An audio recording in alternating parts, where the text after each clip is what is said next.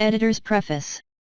I must confess that over 30 years ago I stumbled rather than deliberately walked into a recognition that the history of remote days as passed down was based on false premises in regard to the most famous ancient peoples, both in regard to geography and chronology. From the Riddle of Prehistoric Britain. By William Comyns Beaumont, 1873–1956. For new readers who have arrived here without having voraciously devoured Comyns Beaumont's 4 previous volumes with their complex revision of history, geography, science, and religion gently leading up to this final revelation, have no fear.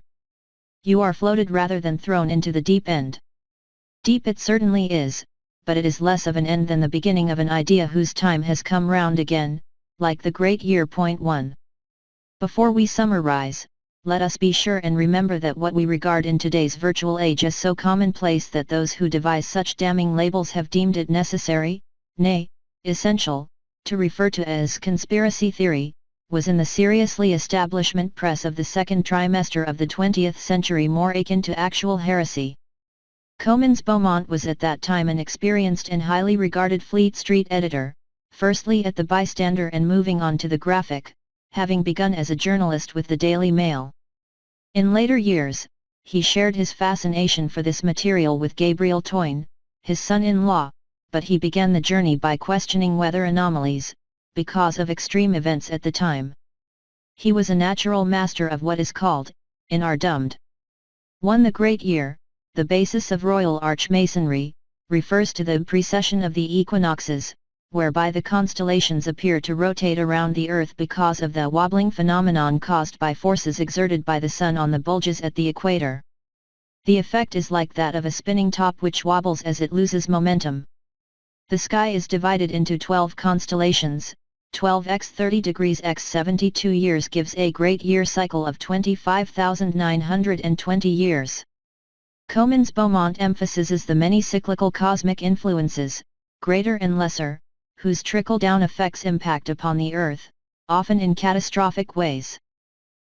Down days, joined-up thinking, but what was in fact the combination of the visionary who saw a bigger picture and a journalist who wanted to get to the bottom of it. As a linguist trained to seek out the underlying structures beneath surface representations, later obliged by circumstances to become a student of the esoteric, I was obviously hooked. Edinburgh researcher Andrew Hennessy inspired my hunt. The work of Dr. Benny Picer II and Professor Mike Bailey III encouraged it, and the enthusiastic assistance of Christopher Toyne miraculously guided it to a successful conclusion in 2015. The in-between parts are for another book. Comyns Beaumont's studies of earthquakes, flooding, and other extreme weather events and their relation to the passage of near-Earth objects led him to construct the theory of meteorism, for which, officially rejected and subsequently publicly ignored, has long been taken quite seriously by former astronaut Ed Lu at the B612 Foundation 5 and by NASA itself. Having observed a connection, he delved deeper, and illustrated the action of the now over-familiar law of attraction as it occurs in nature, in a symbiotic relationship between cometary bodies and volcanic activity on the Earth. The comets are initially attracted to certain energetic areas of the crust, usually approaching in a NE/SW direction, causing the formation of chains of volcanoes, which in turn attract further celestial bodies. He went on from here to see that the flood of Noah was an actual historical event remembered over hyper-historical periods through myth, legend, stone carvings, and religious traditions.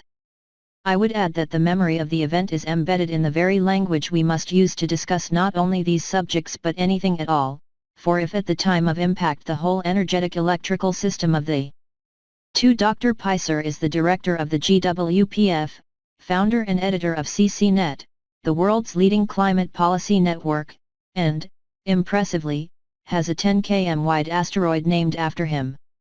3. Professor Emeritus of Paleoecology at QUB, Dr. Bailey's dendrochronology work confirms the date of the catastrophe, though he might not entirely agree with CB's revised geography.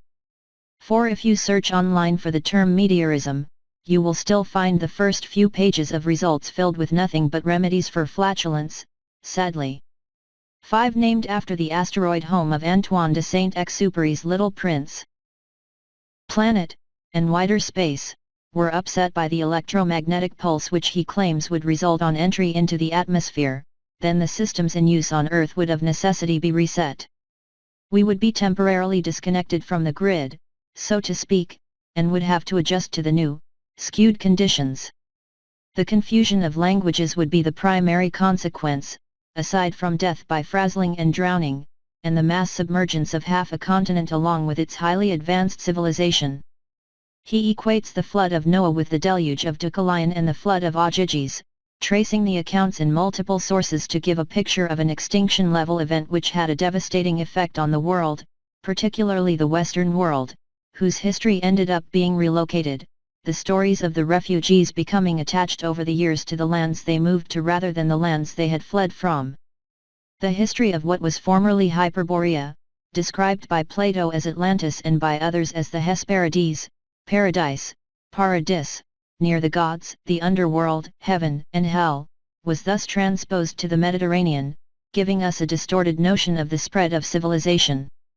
All the relations and uprisings of the ancient Jews in their contacts with the Romans can only be properly resolved and understood, I contend, when the entire sphere of activity is transferred to ancient Britain. Comyns Beaumont, The Great Deception. Having spotted the connections between myths and Old Testament accounts, Comyns Beaumont examined these in great depth and concluded, like Tesla 6, that here was an 6. Nikola Tesla, the Serbian inventor best known for alternating current, whose genius was acknowledged by James Clerk Maxwell and Lord Kelvin, died in his hotel room at the New Yorker in January 1943. His papers were removed by agents including John Trump, the uncle of Donald. Elements of Tesla's research appeared in German weapons development during the war, and later in the USA, where top German scientists went to work. His work was inspired by ancient religious texts, where he discovered much encoded scientific information. Some enlightening quotations follow. At this time I made a further careful study of the Bible, and discovered the key in advanced people, with sophisticated military capabilities. He examined the stories of the war between men and giants, or gods, and found that they joined up significantly with the arrival of the comet and resultant catastrophe, though he specifically did not associate these two events, regarding them as a coincidence, referring as he did to the relatively primitive weaponry familiar to him in the middle of the 20th century. He did, though, work out the dates of these events, and concluded that they must have occurred in what is now Britain, leading to the next earth-shattering conclusion, that the Phoenicians, the ancient Greeks, and most significantly, the Jews, are not what they seem, and did not live where we thought they did. Revelation. The first gratifying result was obtained in the spring of the succeeding year, when I reached a tension of about 100 million volts, with my conical coil, which I figured was the voltage of a flash of lightning. Ere many generations pass, our machinery will be driven by a power obtainable at any point in the universe. This idea is not novel. We find it in the delightful myth of Antioch, this Libyan, or Irish, giant, whose name means hostile/set against, was the son of Gaia and Poseidon, who was beaten in a wrestling match against Heracles when Athene advised the god to lift Antioch up from the earth, thus causing him to lose his power by being disconnected from the grid. Ed. We find it among the subtle speculations of one of your splendid mathematicians. Throughout space there is energy. Is this energy static or kinetic? If static, our hopes are in vain; if kinetic, and this we know it is, for certain, then it is a mere question of time when men will succeed in attaching their machinery to the very wheelwork of nature. So astounding are the facts in this connection, that it would seem as though the Creator himself had electrically designed this planet. Tesla on Schumann resonance, 1905. Mr. Tesla thinks he can demonstrate mathematically that force and matter are reducible to potential energy. I am to go and see him next week to get this new mathematical demonstration. In that case the Vedantic cosmology will be placed on the surest of foundations. I am working a good deal now upon the cosmology and eschatology of the Vedanta. I clearly see their perfect union with modern science, and the elucidation of the one will be followed by that of the other. Swami Vivekananda, the first known Hindu sage to come to the West, where he introduced Eastern thought at the World's Parliament of Religions, 1893. Tesla's most misunderstood invention is popularly known as the death ray. It was simply a particle beam weapon which he proposed in 1937 and was fabricated under contracts with Alcoa Aluminium and the English and Italian governments. It used electrostatic propulsion techniques, and similar devices are being developed today by the Strategic Defense Initiative Organization, SDIO, and the U.S. Army Strategic Defense Command. Quote from the Tesla Society. Immanuel Velikovsky 7 carried out his own revision in 1950, without ever referring to Comyns Beaumont, and received all the praise and blame for the theories of catastrophism. All the praise and less of the blame, perhaps, for Velikovsky's Worlds in Collision conveniently left the history of the Jews in the Middle East, where we have all been persuaded it belongs. Despite the fact that the modern Jew has only in very rare cases any of the blood of ancient Judah, the belief persists that Israel is the ancient home of the Jewish people, and the ancient conflict carries on there, by proxy. Comyns Beaumont, The Great Deception. This brings us to the final apocalypse, in its true sense, that of Revelation, for, if we accept that the events of the Old Testament and those of the New took place in the places we are told they did, and if we accept that the story of Jesus is an amalgamation of myths attached to the life of a British Druid in the land comprising Syria and Judea, with Jerusalem in Edinburgh, Antioch in Lincoln and Babylon nicely centered in York, then those place names must be reattributed to the actual sites where the events occurred. Comyns Beaumont concludes that, as with prehistory, the history of Christianity has been uprooted and replanted in a distant land. We can only surmise what may be the true significance of the area that Constantine gave his name to, Constantinople, now Istanbul, so that the history of Judea and Syria, in reality the history of northern and southern Britain, had to be relocated there, but it is clear from the value placed upon Comyns Beaumont's work by those who have an inkling, especially those in high places in Scotland, that he stumbled onto. 7. Velikovsky, 1897–1979, born in Russia, was a Jewish independent scholar, best known for his catastrophist work Worlds in Collision, over which controversy still rages, see de Grazia. To his death he insisted he had not even seen, let alone been influenced by, Comyns Beaumont's work. Something huge, so huge as to be almost, but not entirely, invisible, hidden, if not in plain sight, or in plain sight, then certainly in plain sight. He suggests that the white horses on our hillsides may be markers for flying machines, by taking a loftier view. Extending the horizon to a loftier view, I claim that Jesus of Nazareth was born and raised in Somerset, the most sacred ancient area in the world, did the world but know it, and where he first strove to make the world and his generation practice the virtues of love, charity, compassion, forgiveness, and justice in a world then beset by passion and hatred and lawlessness. Comyns Beaumont, The Great Deception. Janice Mendez. Editor. 2016. Foreword. Tap tap tap zing click tap tap. A strange and wonderful musical instrument reverberated late into the night down the drafty corridors of a magnificent, although somewhat faded, Irish big house, built around 1700 by the son of a Cromwellian grantee. I had a certain affinity with my grandfather William Comyns Beaumont. We were both broken-winged birds being looked after in that sanctuary of Lodge House, Tipperary, once known as Ballycragan.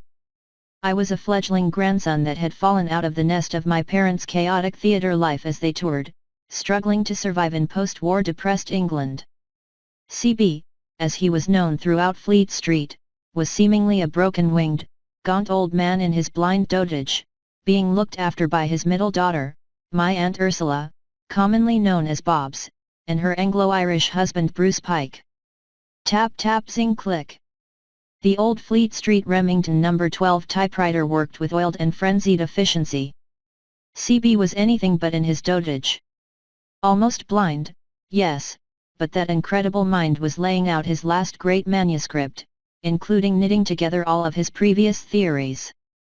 These are laid out in The Riddle of the Earth, 1925, The Mysterious Comet, 1932, The Riddle of Prehistoric Britain, 1945, and Britain the Key to World History, 1948. This last manuscript propounds the ultimate subterfuge by Emperor Constantine the Great to reconstruct the story of Jesus away from the British Isles and place it in the now Middle Eastern Holy Lands. This is the Great Deception. There was a time that Pompa, as we grandchildren called him, made me angry with that sort of foot-stomping intensity that only a tiny child could show. It was not for that tall, gaunt, mysterious, and distant air. On reflection, over half a century later, I see that CB was actually charming, and inclusive of the tiny tots around him. He often took my baby hand. It was thus on one such occasion. Together, hand in tiny hand, we watched the harvesting gang snaking up the long driveway to Lodge, an old steam engine spewing smoke, towing the great threshing machine, with a procession of men loaned from all the local farms, pitchforks thrown over shoulders, proudly singing IRA rebel songs. This was the most exciting day of the year on a big farm for a young boy, maids scurrying around, long tables of Irish soda bread, lashings of newly churned butter, and tankards of Guinness for the men in the long room, as the creamery was called, old Paddy's ratting dogs, racing around the bales of barley as they were threshed out, breaking the necks of monstrous, escaping rats, the huge straw stacks growing by the minute and those great machines. There, in our paddock, proudly puffing, blowing, grinding and cranking, their long belts spinning, turning the threshers and shakers. What machines indeed! I turned to Pompa, squeezing his hand tight. Isn't that the biggest straw stack in the world? CB considered thoughtfully and replied, No, no, no. We have bigger ones in Surrey. I was so cross with CB for that. But only momentarily. I took my revenge on Pompa by playing drafts with him on many evenings, often slipping a new queen or two onto the back of the board, he being blind to this act of deception and intrigue. I just don't know how you always win at this game, young Christopher. I think he really did. Such was the humanity and depth of CB. That twinkle in his eye spoke legions. I have, however, disliked Surrey to this day. I write of these personal anecdotes from long ago because they are the measure, at least my measure, of the man. One desperately sad. New Year's Eve at Lodge, Aunt Bobs told me that Pompa, who had already returned to a home in England, had departed to join the comets that he had so long ago introduced to the world in his writings. This was December 30, 1955, I was only 8 years old. CB was buried at St. John at Hampstead in Plot 090, in close proximity to George du Maurier and wife Emma, their daughter Sylvia Llewellyn Davies, and the Llewellyn Davies boys, John and Michael, two of the brothers that were the inspiration for the Lost Boys and Sir J. M. Barrie's Peter Pan. CB's brother-in-law Sir Gerald du Maurier first played Captain Hook, as well as George Darling, and produced Peter Pan in the West End and around the country many subsequent times, while playing the dual roles. All six are part of the family tapestry. CB's relationship with Sir Gerald's daughter, Daphne du Maurier, and his effect on her writings, is only now becoming apparent. As a young author, Daphne was fascinated by his cosmic catastrophe theories and writings. As a young adult, I had only a vague notion that CB had published these books and held theories of such singular and revolutionary importance. Then, out of the blue, as it were, I discovered an old box of CB's effects that had been stored away with my aunt's belongings after she died in Treebtherick, Cornwall.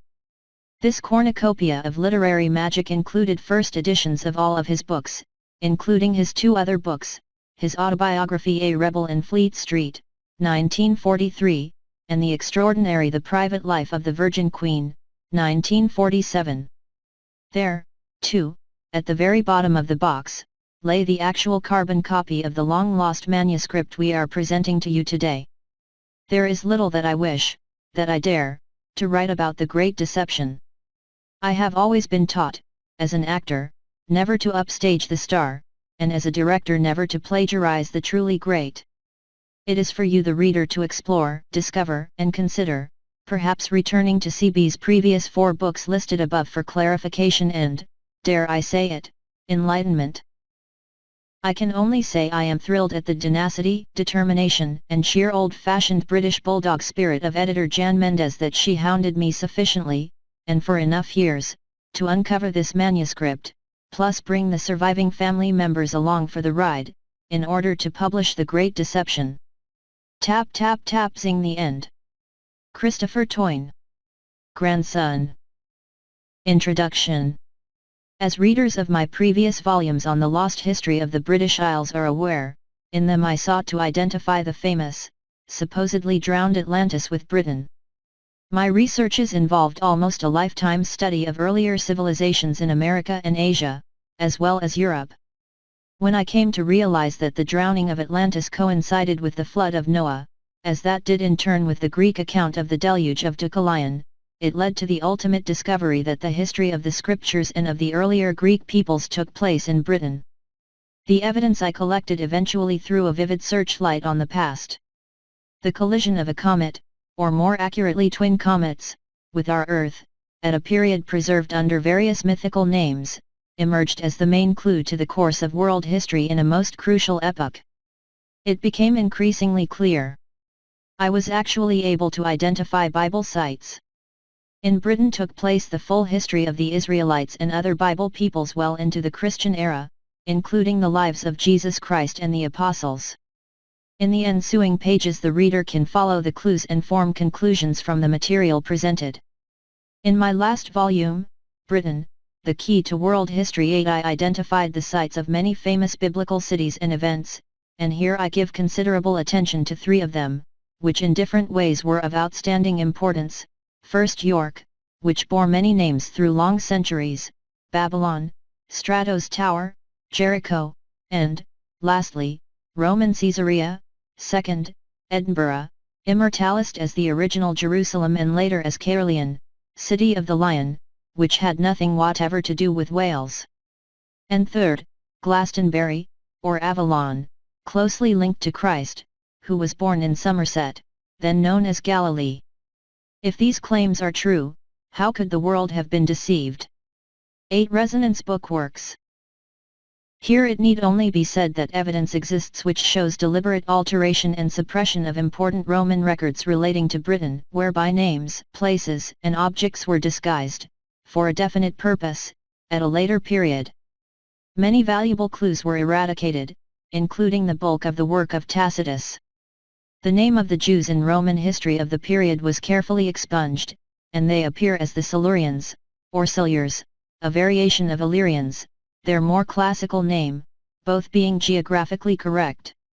Who could have possessed a motive for this elaborate deception involving tampering with classical writers, suppressing others, and deliberately misrepresenting past history and geography? And, granted the desire, who would have possessed the power and means to put it into operation? The answer is Constantine the Great, the world dictator of his age, who in his youth had known Britain well. He introduced Christianity into the Roman Empire, for political or pious reasons, perhaps both, but it was a Christianity which had arisen in distant barbarian Britain, in an atmosphere of wars, strife, and doubts, and it did not fit in with his policy as a likely creed for his Roman subjects in the south. He therefore caused a completely new and imitation Holy Land to be instituted near his own capital, Constantinople. He was aided by certain prelates he could trust. He caused miraculous discoveries to be made, such as the original cross of Jesus, and even those of the 2 robbers crucified with Christ. Jerusalem, the New Jerusalem, was built, splendid churches were erected, and the holy places were proclaimed, despite the fact that Hadrian had destroyed the original Jerusalem stone by stone nearly 2 centuries before, in Britain. Christ and his disciples, who had never set foot in the newly created Holy Land, were transferred spiritually from the scenes truly sacred to Christians, to a far distant region, away from the hampering history of Judaism and free of the Mosaic influence on early Christianity, which Rome largely eradicated. Briefly, such is the explanation of the mystery. There was no one in Constantine's age to question this fraud. Every possible means was employed to conceal the transfer in an age when comparatively few could read, and fewer still knew anything about Britain. Not the least amazing aspect of the story is that it took place over 1,600 years ago, and yet no one seems to have detected the fraud, although many within the last century have strongly questioned the truth in regard to the present Jerusalem and other alleged sacred places. For those who prefer orthodox beliefs to the truth, the fraud will continue to flourish. What the educated world should recognize is that world geography and the history of the past have been entirely misrepresented by Constantine's dictatorial escapade. He could not transfer the site of Christianity without upsetting the entire geography of the earlier world at the same time. The activities of the disciples, for instance, never took place in Asia Minor. I would only like to add that the aim of this book is not simply and solely to trace the origins of Christianity and Bible history to Britain, but also to indicate the great age and distinction of Britain's history and civilization. The one is a necessary corollary of the other. If Britain's unknown history throws a new light on Bible history, it can equally be contended that Bible events, or those relating to the Jews in the works of Josephus, also throw a strong light on this ancient island. William Comyns Beaumont. 1953. Warning, empty page. Chapter 1. Britain, Mother of Civilization. The Real Past is a book sealed with 7 seals. Very Rev. W. R. Inga, D.D. This work in various ways enlarges upon the claims advanced in my previous volumes, that the Aryan race evolved in the British Isles, originally from the Shetland Orkney Isles and Mull, once of considerable size, but shattered and torn apart by the greatest catastrophe in world history, summarized in the book of Genesis as the flood of Noah, although the Bible contains considerable information on the object only intended to be understood by the initiated. 4. Properly construed, the history of the Old Testament is the history of prehistoric Britain onward. The great catastrophe in question, as my former readers are well aware, records a period when the then highly civilized world, in the throes of a great war, was smitten by a cometary body, or, to be more correct, by 2 cometary bodies, one of which collapsed over a large part of the British Isles, with most violent and tragic results. It was an age of considerable populations, and many large, walled cities. I have traced this civilization over a large area and have been able to identify it with the use of Bible and classical records, legends and myths, archaeology, astronomy, geology, and not least by place names, which frequently survive, in the least suspected places. I wish to emphasize the claim of the Aryans to have been the first founders of world civilization, and to indicate the importance of climate to the development of civilization. C.E.P. Brooks, in The Evolution of Climate, appears to be in agreement, and contends, the districts where civilization began probably had at that time the most stimulating climate in the northern hemisphere.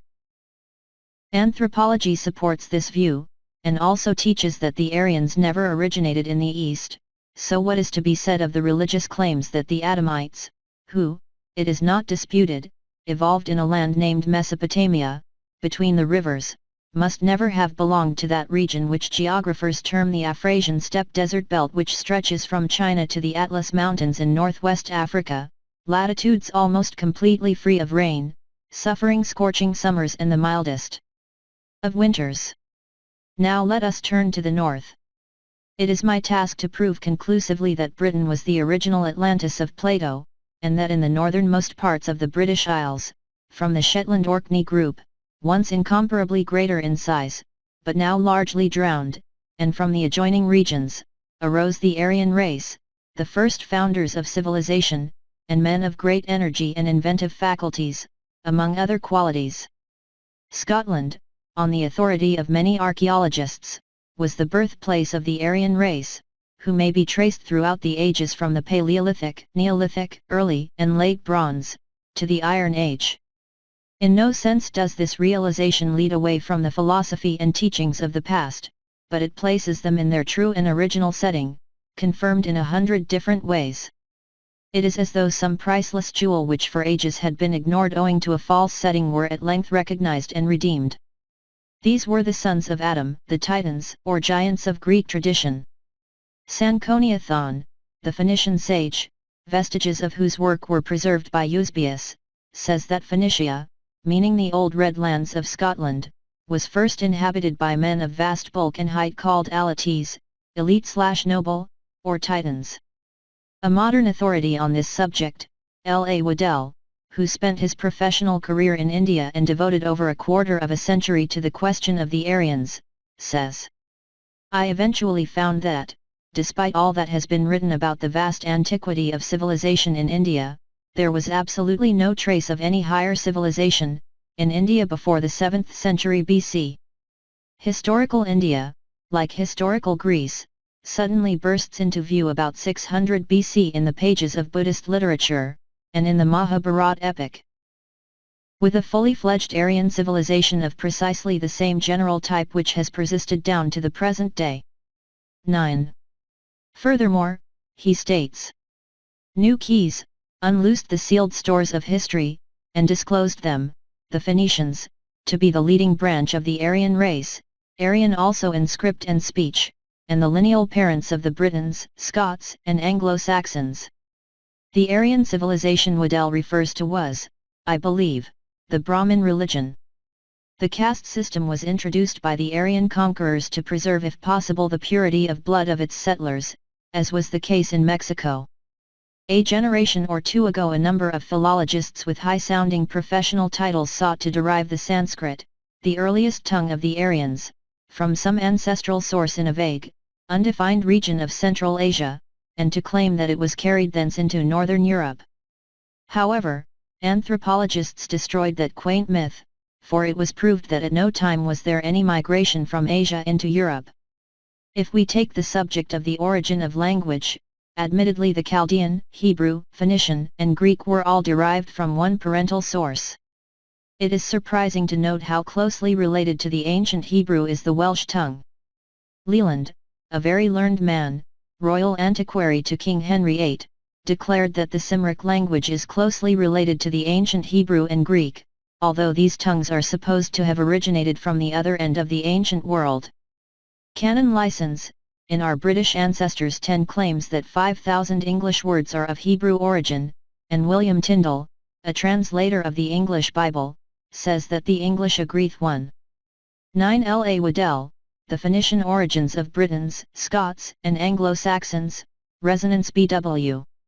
10. Samuel License, Our British Ancestors, Oxford and London, John Henry and James Parker Gloucester, J. Headland, 1865. Digitized versions of the book are available at www.archive.org at the time of preparation of this edition, ed. 1,000 times more with the Hebrew than with the Greek, while other philologists have said much the same. The Jutes of Denmark, according to an ancient work, Vedas Chronicon Holsashi 11 were Jews of the tribe of Dan, and that Jutes, Angles, and Saxons were kindred nations. The truth is that the Gales, Hiberno-Celts, Iberians, or Hebrews were all originally derived from the same source, who dwelt originally on the Scottish mainland or in the many isles then blessed with a subtropical climate, their primordial homeland. They spoke the same language or sounds, which doubtless varied according to local conditions, in differing dialects, its original source inspired by the direction of the once prosperous and important ruling island, Shetland Orkney, the Crete of the Greeks. Their earliest vocabulary, based originally on primitive sounds, gradually developed through the Old Stone Age into the earliest Aryan speech. This Aryan speech may seem to have been carried not so much eastward in the primitive days as westward to Central America, then easily reached, and where later arose the Mayan Empire, named probably after Maya, goddess daughter of Zeus and Plion, one of the Atlantides Isles, drowned in the Great Catastrophe. The importance of Maya was that she was the fabled mother of the great deity Hermes, who represented the priestly class. The Abbé Brasseur de Bourbourg, who dwelt among the Kicks of Guatemala, writer of well-known works, traced many Aryan roots. Two words throw a sidelight on this subject. We have no etymology to explain the origin of the names Atlas and Atlantis, but the Maya word Atlantic for water explains them. 12 They also had a destructive demon named Hurricane, our word hurricane. 11 Ed note, Vetus Chronicon Holsachii is reproduced in a Latin work, Gottfried Leibniz's Accessions Historici, 1698, which may be found in some libraries. 12 Ed note, Livy, among others, associated Britain with the head of a battle axe. I suspect this is not merely a question of the shape of the coastline, but rather it may be related to the Labries of Thor, a reference to the great catastrophe. This has led to speculation that the Tau and the Chi, both cruciform in nature, could be interchangeable, so Axland equals Atland equals Atlantis. See Mason Bigelow, Hitchhiker's Guide to the Isles of Wonder, Resonance BW, for more on the Tau. What it all amounts to is that the earliest known speech can be traced back to its true origin, namely, the British Isles, where we find wide evidence existing of the Old Stone Age, especially in Scotland. Scandinavia, although of considerable antiquity, reveals nothing earlier than the Late Stone Age, when the primitive inhabitants had probably begun to make rafts or build coracles and venture upon the seas. Sankoniathon gives an interesting survey of the earliest progress of civilization. He says that Phoenicia was inhabited by men of vast bulk and height, as already mentioned, that Hypsiranius 13 named after his mother, first inhabited Ur of the Chaldees. Women in those days had intercourse with any man they chanced to meet. Hypsiranius built huts of reeds, rushes, and papyrus. He quarrelled with his brother Usus, who invented clothing from the skins of beasts. Tyre was consecrated to Astarte, whose totem was a bull's head. In this, Tyre plays the most important role in the earliest history of mankind, and is closely related to the earliest deities of the Uranids, the people of Ur, the great center of the Magi and teachers. The original Tyre, Tur, where ruled the High Ram, the living deity, was utterly destroyed, as Ezekiel describes in a post facto prophecy. A daughter Tyre was subsequently built near Sidon, but it was never the original Tyre, otherwise Ur. Let us now pass to the more essential problems of the past. For those unfamiliar with the word Atlantis, it is essential to make the legend plain, because although Atlantis was Britain, it must be clearly recognized. Plato, in his Timaeus, describes how the famous Athenian philosopher and statesman Solon visited Sais, in what we now know as Egypt, and talked of ancient subjects within his knowledge. One of the priests, who was of great age, said, "O Solon, Solon, you Hellenes are but children and there is never an old man who is an." 13 Ed note, also known as Memramus or Samamramus, the High One of Heaven. Cf. Remus. Hellene.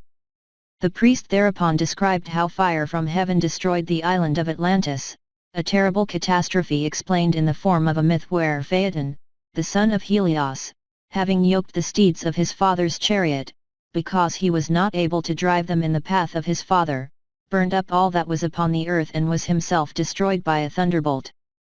Said the priest to Solon, this really signified a declination of the celestial bodies moving around the earth and in the heavens, and a great conflagration of things upon the earth recurring at long intervals of time. It will be observed that the myth described this declination of heavenly bodies as a chariot. The explanation is that a chariot was a two-wheeled carriage, and on certain ancient coins of Greece, and of Scotland also, the event is portrayed with the steeds in the form of Pegasus and the chariot by wheels, with the twin comets aflame. On certain engraved Scottish stones, and expressly the Golpsy stone, of which more hereafter, the wheel and axle are illustrated by two separate but linked circles. Thus did the ancient Britons endeavour to preserve for posterity an account of the terrible affliction they underwent, whose sinister traces yet survive, although unappreciated by geologists, who have completely gone astray over this extraordinary world event. It is true that Britain, in Plato's account, is disguised under the name of Atlantis, but the aged priest proceeded further. "You do not know that there dwelt in your land," he said, "yet speaking of this Atlantis, the fairest and noblest race of men which ever lived, of whom you and your city are but a seed or remnant." He added, "There was a time, Solon, before that great deluge of all, when the city which now is Athens was first in war and was preeminent from the excellence of her laws and is said to have performed the noblest deeds and to have the fairest constitution of any of which tradition tells. The foregoing tells us that, as explained by the aged priest, the original city of Athens had flourished in the island of Atlantis, not in the country we call Greece today. Nor did he stop there. According to the Timaeus, the Egyptians were themselves originally a colony from Atlantis. The citizens of this city, Sais, are great lovers of the Athenians, he continued, and say that they are in some way related to them. In describing the invasion of Atlantis by a vast power from across the seas, which preceded the great catastrophe, he said, "The vast power thus gathered into one, endeavored to subdue in one blow our country and yours, and the whole of the land which was within the straits." He concluded by stating that afterwards there occurred violent earthquakes and floods. And in a single day and night of rain, all your warlike men sank into the earth, and the island of Atlantis in like manner disappeared and was sunk beneath the sea. It is important in relation to this account of the priest of Sais to note that the subsequent religious faith of Egypt in the Mediterranean, of Osiris, Horus, and the underworld, so vividly portrayed in the Egyptian Book of the Dead, was based entirely upon the destruction of Atlantis.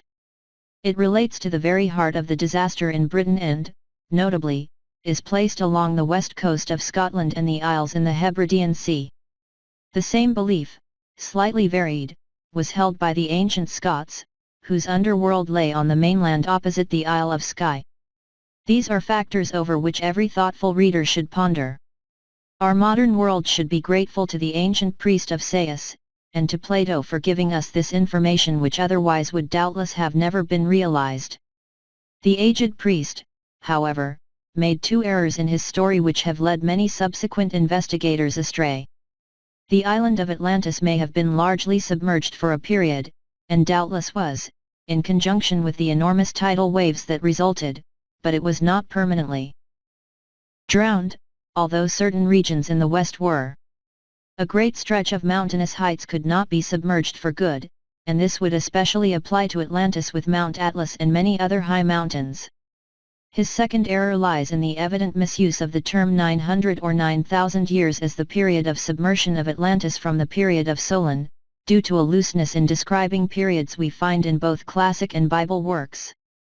It is opposed to astronomical evidence to believe that the submergence of the island was earlier than 1322 BC, and if we take years to have signified months, and date back 9,000 months, or 750 years, adding it to Solon's period of the 6th century BC, we approximate to the truth. 14 Moreover, in the Critias of Plato, which describes Atlantis in detail, it explains that the Atlanteans were familiar with the uses of bronze and iron, and in short, as confirmed in other directions, the great catastrophe occurred in the early Iron Age, a period of great advancement in the use of weapons of war and other lost scientific discoveries. Researches have indicated that, prior to the event in question, the then living pharaoh was Sesostris, also named Amenophis, who had retreated from the foreign invaders of his country and was in the region of the Isle of Mull at the time of the collapse of land and sea. In this very same direction, on the mainland, Deucalion, the Thessalian version of Noah, had been previously warned by Father Prometheus, a famous volcano which some short time before produced an abortive eruption, and so prepared him for the sequel, hastened to build his ark, and to be ready for all emergencies, a folklore memory which existed throughout the subsequent Greek and Hebrew ages. Those who may desire to follow the details should refer to the riddle of prehistoric Britain. I will cite here a remarkable passage of Diodorus Siculus, which indicates clearly the true region of the flood. 14 What we now call a month the Egyptians used formerly to style a year. Manetho. Lockyer has observed that the Egyptians used sidereal as opposed to the Babylonians' lunar measurement of time, causing confusion in translation, so that sometimes a year could be read as a month, or vice versa. Osiris marched away into Ethiopia. Whilst they were thus employed, the Nile, they say, at the time of Sirius rising, inundated the greatest part of Egypt, and especially that part where Prometheus ruled, inasmuch as almost all the inhabitants were destroyed, and Prometheus was near killing himself for very grief of heart. From the sudden and violent eruption of the waters it was called Eidos, eagle. Later it was given the name of Aegyptus 15 after a king that reigned there. The last name it derived, Nile, is from Nilios, a king of those parts. What region was Diodorus describing with this wealth of detail? It could not have been the Egypt we know, because Prometheus was the volcano on an island adjoining Thessaly in Greece. Also, if the Nile were a name for the ocean, it could not relate either to the southern Egypt or to a Thessaly in the present Greece. He expressly describes the tragedy as situated on the borders of the ocean, which he says was later called the Nile, a word by the by known to Professor Masters, one of the great authorities on ancient Egypt, but in fact it is obtained from the Sanskrit, where the word Nila signified blue or blue/black, and descriptive of the ocean depths, but never the yellow, muddy Nile in Africa. The term river, however, is used by Homer to illustrate the current of ocean, and the river stream of Oceanus, and it is taking no liberty to claim that it related to the ancient Gulf Stream, which washes the shores of Britain. Diodorus speaks of pi omicron tau alpha mu omicron kappa epsilon alpha nu omicron, the river of ocean, and he says that Osiris, meaning the pharaoh who became later deified as Osiris, god of the underworld, was proceeding into Ethiopia, the Red Lands, when the catastrophe took place. Diodorus, in short, definitely points to a Thessaly and Prometheus by the Atlantic Ocean, and calls it Egypt. So opposed is it to all conventional acceptance of classic sites that Diodorus has been set aside accordingly. It agrees, however, in every respect with the facts relating to the destruction of Atlantis. The original. 15 Diodorus I 10. Full details of the flood of Noah, or the Deucalion deluge, events identical in every respect, are given in the riddle of prehistoric Britain. Thessaly, indeed, the only true Thessaly, where today is Argyllshire, and the volcanic mountain Prometheus may be identified with confidence to be Benmore, Great Mountain, formerly all aflame, which dominates the Isle of Mull. I have hitherto taken the liberty to rely on this classic evidence concerned with the great catastrophe, yet a long volume would not exhaust all the facts, never fully given to the modern world. But I must reluctantly leave this particular aspect to turn to another. That is the Bible evidence, not only in relation to the same tenebrous event, but also for certain explicit reasons. In Britain, the key to world history, much care was given to show that Abraham originally led the Israelite people from the very north of Scotland, where was situated Ur of the Chaldees, his city, near Stennis, Orkney, to the plains of Wiltshire, settling first in the area of Avebury Great Circle, a very ancient Israelite temple. The history of the early Israelites was traced until in the 7th year of David's reign they were driven away by victorious opponents, and trekked to where Edinburgh now stands. There they built the famous Jerusalem, ultimately destroyed by Hadrian in AD 136, and the Jews expelled on pain of death. This and other factors in the history of the Jews are followed up to the time of the reign of Hezekiah, the first Messiah. Here the most vital question of Bible chronology must be broached before we press onward. The great catastrophe did not occur until the 14th year of the reign of Hezekiah, when his capital was almost on the verge of utter destruction at the hands of a vast overseas invading host called Gog and Magog, and also including Assyrians, Persians, and others. At that critical hour, when the great catastrophe struck the isle, as Isaiah 20:6 says, with nearly 200,000 besiegers awaiting the moment to loot the city, Jerusalem was saved by what indeed looks like a miracle. As a part of the cometary crash, a meteor struck the Mount of Olives and split part of it in two, which may be viewed to this day as Samson's ribs on Arthur's Seat, the original mount. It occasioned in Jerusalem itself a most destructive earthquake, accompanied as usual on such occasions in proximity to the sea, by a tidal wave and great floods. Jerusalem, however, survived, and providentially the disaster saved the city and nation, for simultaneously a blast, as Isaiah himself describes it, destroyed the bulk of the invading army whose site of destruction may be inspected to this day not very far from Edinburgh. The enemy survivors, nominally led by Sennacherib, the Assyrian king, but actually by a mysterious Rabshakeh, the lawgiver to the Sakai or Saxons, fled to their own country, their losses being prodigious and all being panic-stricken like the rest of the world at this momentous time. 16. What was the fate of Rabshakeh? History does not relate, but there is reason to believe, from veiled biblical allusions to Gog, that it related to him, and that he met his fate with the rest of that great host. Whether or not, the huge invading armies melted away, and the island, whether it be called Atlantis or Britain, or this isle, Isaiah's description, lay in an appalling state, vast regions destroyed by earthquake, and piled up with contorted and striated masses of rock, burning with inextinguishable fires, or flooded by the ocean. The eastern parts escaped very lightly compared to the west, where lay the original land of Egypt, or Mizraim. The dramatic description given by Ezekiel of their fate is, as usual in such matters, in the form of post facto phrasing, and relates to Scotland, the Hebrides, parts of Ireland, Wales, and western England, the latter in less degree. And the land of Egypt, Wales, shall be desolate and waste, from the tower of Syene, Sevena, even unto the border of Ethiopia. No foot of man shall pass through it, nor foot of beast, neither shall it be inhabited 40 years. And I will scatter the Egyptians among the nations. And I will make the land of Egypt desolate among the countries that are desolate, and her cities shall be desolate 40 years. Ezekiel 29, 9-12. 16 Zech 14, 4, 6, 8, 10-12. In Britain, the key to world history, I have produced all available evidence to show that Rabshakeh was none other than Moses, that remarkable genius, whose extraordinary and sinister career has never yet been compiled from other than biblical sources.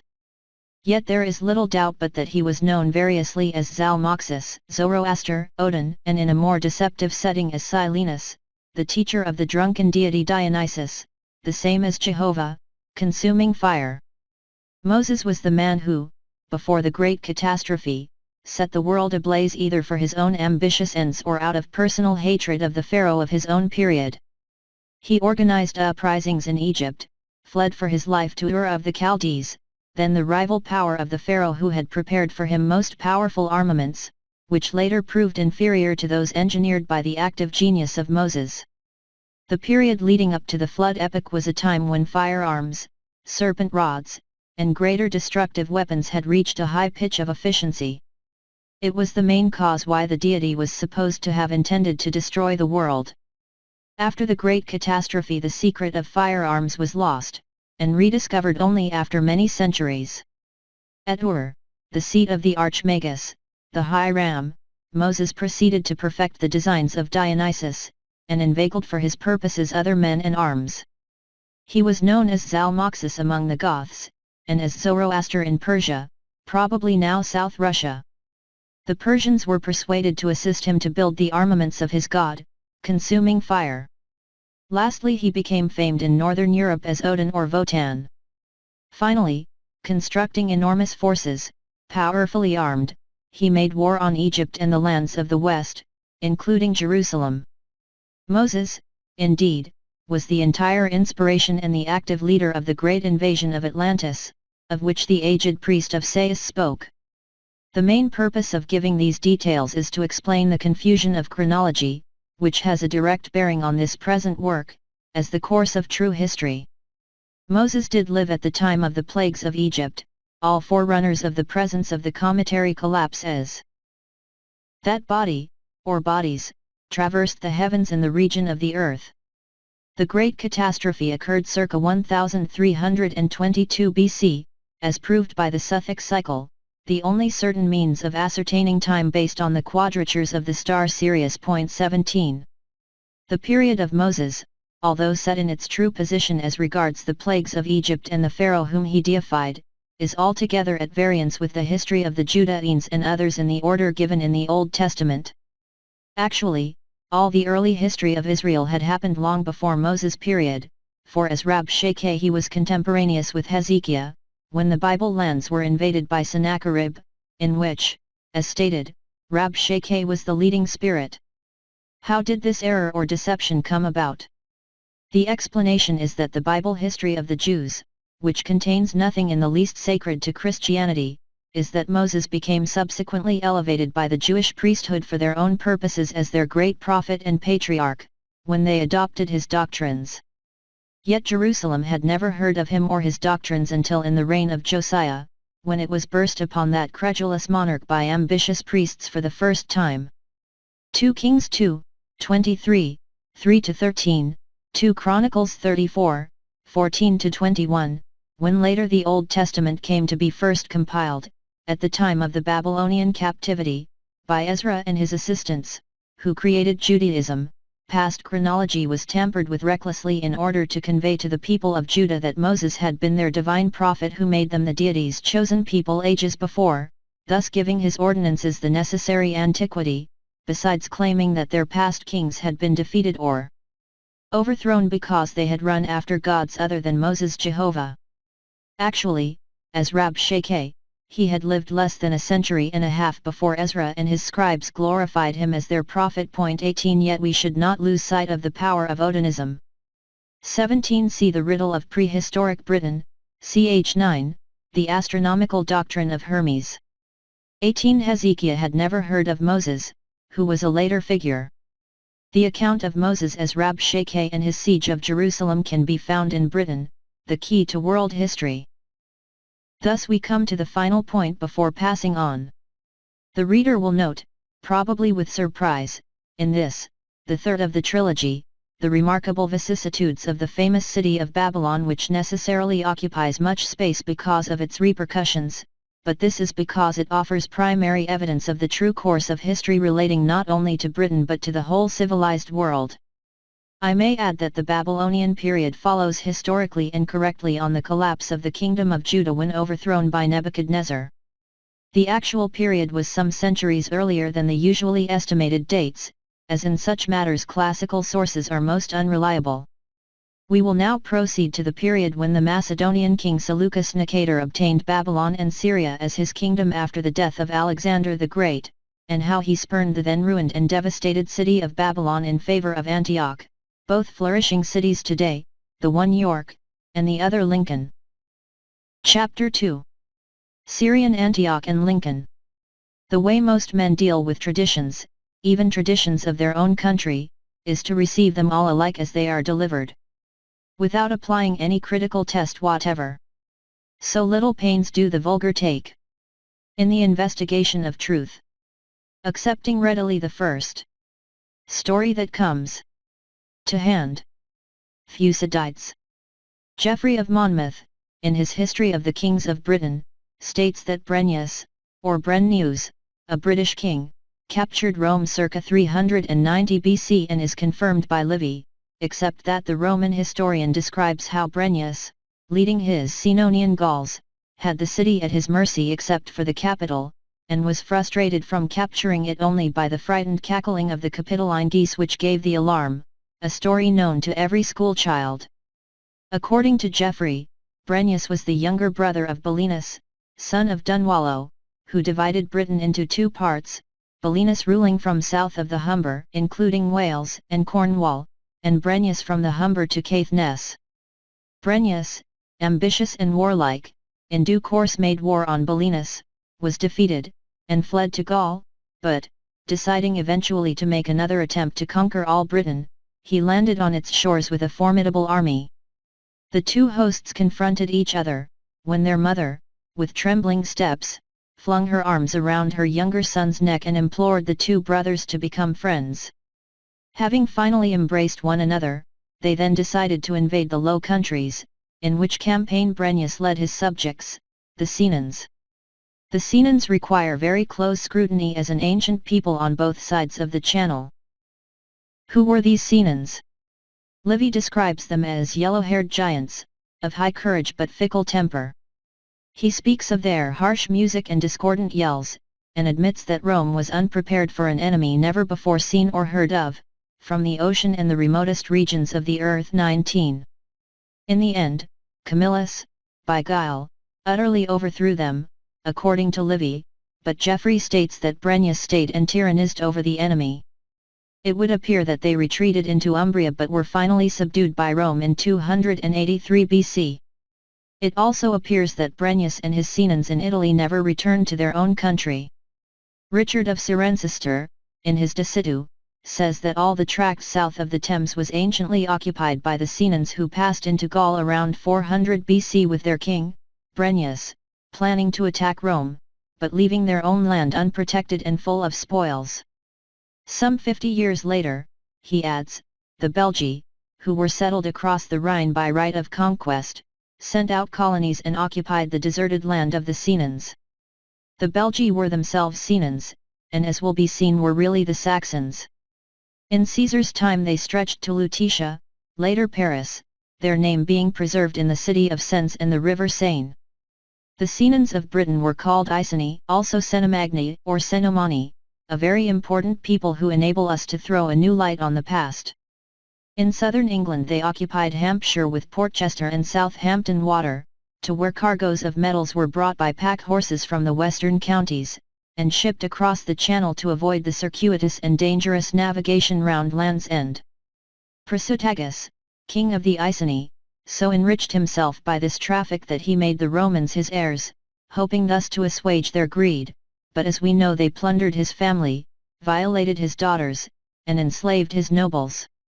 This caused the uprising, in 61 AD, of Queen Boadicea and roused other. 19 Livy, History of Rome. V. Livy is rightly extolled as a great classical writer, but his historical accuracy has often been questioned. Icenian tribes, including also the Silures under Caractacus, to make war, with the result that Britain was all aflame from the Channel to the Forth. Place names confirm the Icenian settlement mainly in between the Itchen and Antona rivers of Hampshire, with Winchester their capital, and the New Forest was called Icenia, by Leland, as late as the reign of Henry VIII. But the main country of the Comyns lay around the Humber, including most of Yorkshire and also Lincolnshire, and especially the eastern counties of Norfolk, Suffolk, Cambridgeshire, and Huntingdon. It is significant that these people were termed Ceni or Iceni Magna, the Great Iceni, or Comyns, the senior or original Comyns, to distinguish them from the latecomers in Hampshire. Ceni or Iceni is only an adaptation of the original name of Comyns. Or perhaps it may be explained the other way about, for I shall endeavor to prove that they were the racial descendants of those Babylonians called Sina in Nehemiah's list of those who adopted the Mosaic cult, and were led from Jerusalem by Zerubbabel in the reign of Darius, numbering 3,930 persons, and who totaled the greatest proportion of all others of non-Hebrew birth who accompanied him and embraced Judaism. Nehemiah 7:38. The Sina were the people of the biblical Shinar, the aborigines of the country where Babylon was situated among its rivers and canals, who were also Babylonians or Syrians, and were those who became converted to the Moses doctrine. The true position of ancient Babylon is a complicated and very important question, for few ancient cities have been more confused than the great walled city of Nebuchadnezzar both in location and history. It had a great bearing on the past and we must consider it. Cush was the eldest of the sons of Ham, and the eponymous founder of the Cushites, otherwise the Chaldeans, also frequently called Phoenicians, red, i.e., reddish complexion and hair, or Ethiopians, same meaning, or Thracians, also red-headed and blue-eyed, by the Greeks. His brethren, we are told, were Mizraim, Phut, Libya, originally Ireland, and Canaan. Cush fathered Nimrod, and the beginning of his, Nimrod's, kingdom was Babel and Erech and Akkad, and Calnet, in the land of Shinar. Genesis 10:10. Furthermore, Nimrod's son Ashur, Assyria, 20 left Shinar and built Nineveh and other cities elsewhere, Genesis 10:11. In other words, Ashur migrated and created Assyria, and in this there is absolutely no ground for the assumption that Babylon was a part of Assyria. Babylon lay in Syria, an essential differentiation. As it is my purpose to prove to the reader that this Babylon really lay in Britain, on whose site now stands the ancient city of York, so also the biblical Assyrians or Ashur went out of that land, where Babylon stood, the contention being that they were known later as Comyns or Belgi, people of the god Bel or Belin, and were racially Saxons or Sakai, who dwelt between the Marne and Seine, and lower Rhine eastwards. They were described as Gauls, and some of their descendants were those who settled subsequently in southern England. The Senegalica denoted the river Seine, not a region in Italian Umbria. The Assyrian cities specified in Genesis were Nineveh, Rehoboth, and Calah, also Resen, between Nineveh and Calah.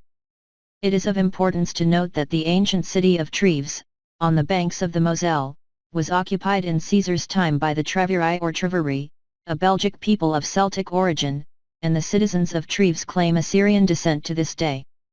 On the Rothes House, a late Gothic building erected in 1450, is a proud claim inscribed in the 17th century, recording Ante Romum Treveris Stati Annus MCCC, a declaration that Treves stood there 1,300 years before Rome was built, giving the city thus an origin of circa 2076 BC. 21 This claim was based on an ancient tradition that it was founded by Trebita, son of the Assyrian king Ninus, Ashur, the traditional builder of Nineveh and husband of Semiramis.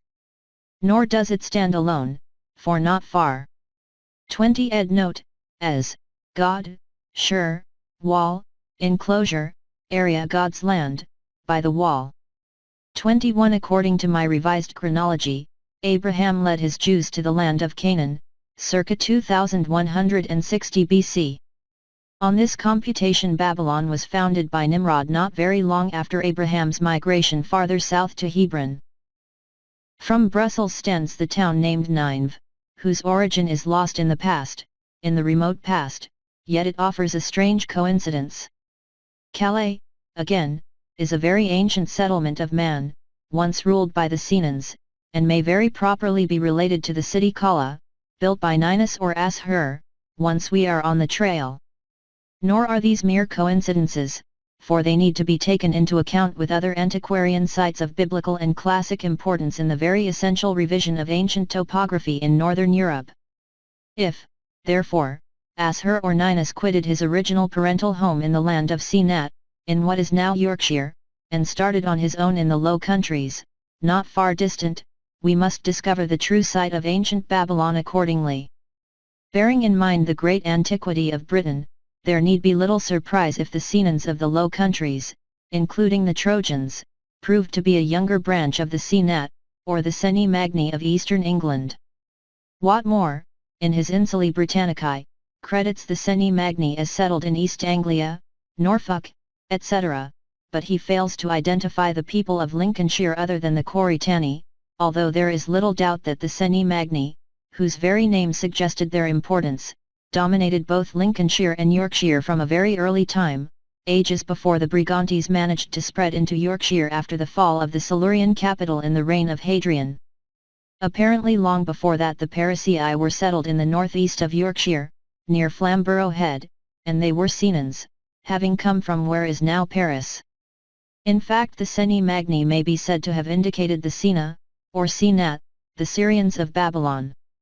Another sidelight is thrown on the Comyns by the fact that in 680, Saint Wulfram, then Bishop of Sens, the ancient capital of the Gaulish Comyns, founded the great church of Grantham, Lincolnshire, dedicated to him, although only a few foundations of the original edifice remain in situ. For what reason did Wulfram select Grantham for this sacred honor? True, a personal reason might have influenced him, but it may have been because Saint Wulfram recognized the relationship between the Comyns of England and those of Gaul. The bishopric of Sens became later the seat of an archbishop who was primate of Gaul and Germany. A further indication of the territories of the Comyns is Geoffrey's statement that Brennus led his Comyns against Rome and that his sovereignty was from the Humber northwards. Josephus says, in his Antiquities of the Jews, that the plain in which men first dwelt was named Shinar, and that they descended from the mountains and fixed their habitation in that plain. From there God caused them to send colonies abroad to people the earth, and that Nimrod, son of Cush, was the leader who built a tower of burnt bricks and bitumen to defy God in another flood. The place where they built the tower is now called Babylon. 22. The genealogical tree contained in the 10th chapter of Genesis is misleading, because its compilers persisted in using Noah as the founder of the human race, whereas the patriarchs and many of the prophets long preceded him. Ashur, for example, is included as one of the sons of Shem, although we are also told that Nimrod, son of Cush, was father of Ashur, and Cush was the son of Ham. Shem is also given as the parent of Elam, Arphaxad, Lud, and Aram, otherwise daughter states. And we are furthermore told that Arphaxad was born to Shem 2 years after the flood, that he lived 438 years and was the grandfather of Eber, founder of the Hebrews, Genesis 11, 10, 14, whilst Josephus states that Arphaxad founded the Chaldeans. 23 All this confusion and division is due to the fact that these had nothing to do with pedigrees as such, but related to an entirely different matter. It is opposed to all factual and scientific knowledge, for instance that the Chaldeans, regarded as the earliest founders of civilization, as also the Hebrews, came into existence after the flood. Aram in like manner was the eponym of Aramea, who were the Syrians, indistinguishable from the Chaldeans. It is in fact very questionable that the name Shem was related to any tribal descent, but that properly it was related to Samos of Thrace. 22 Josephus, Antiquities, I, 4, 1. The allusion to the flood and the tower relates to a far later period, the one being antediluvian, the other post-diluvian. 23 Ibid I, 6, 4. The Semothes of the poet Milton, which Samos, otherwise Ur of the Chaldees, became at a certain period the religious and ruling center of the Druids, over which presided Ham, otherwise the living arch-Druid deity Ammon or Hermes, the center of the sacred hierarchy. It did not represent Semites in the modern rendering of the word at all. It meant followers of Samos or Ur. If we apply the foregoing to Babylon, it may also be contended that this ancient city existed, like Jerusalem and Damascus, and was not destroyed at the time of Noah's flood, the ostensible reason being that, when transferred to their true sites, all three cities lay along the eastern shores of Britain, and the great catastrophe wreaked its major damage in the lands of the west, traceable to this day, while those in the east escaped the worst. We know that Jerusalem suffered severely but was not destroyed, but we hear nothing of either Babylon or Damascus, both of which may have suffered from floods.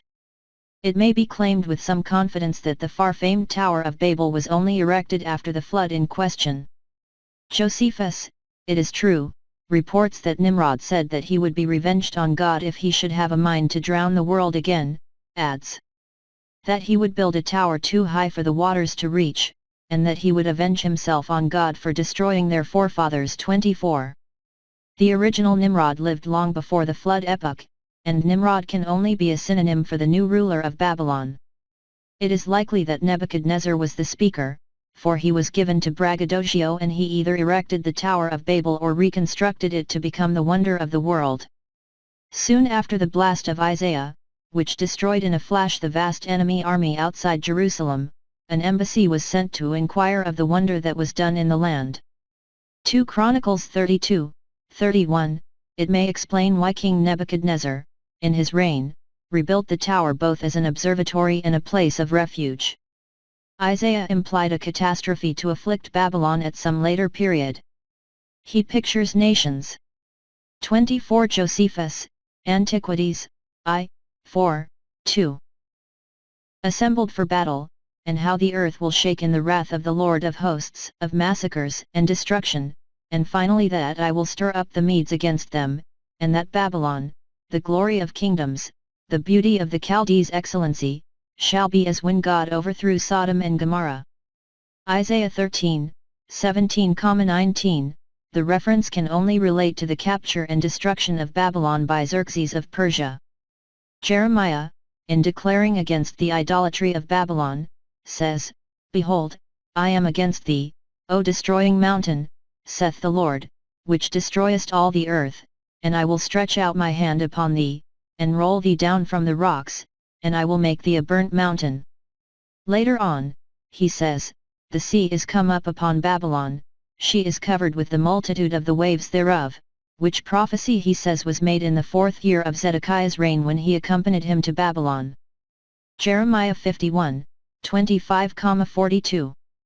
These prophecies, if they referred to actual events, as we may presume was the case, record the destruction of the temple of Bel or Babel, as was accomplished by Xerxes and not before, the other recorded a tidal wave and an earthquake, for a typhoon is related to meteoric visitations and may easily have flooded the city.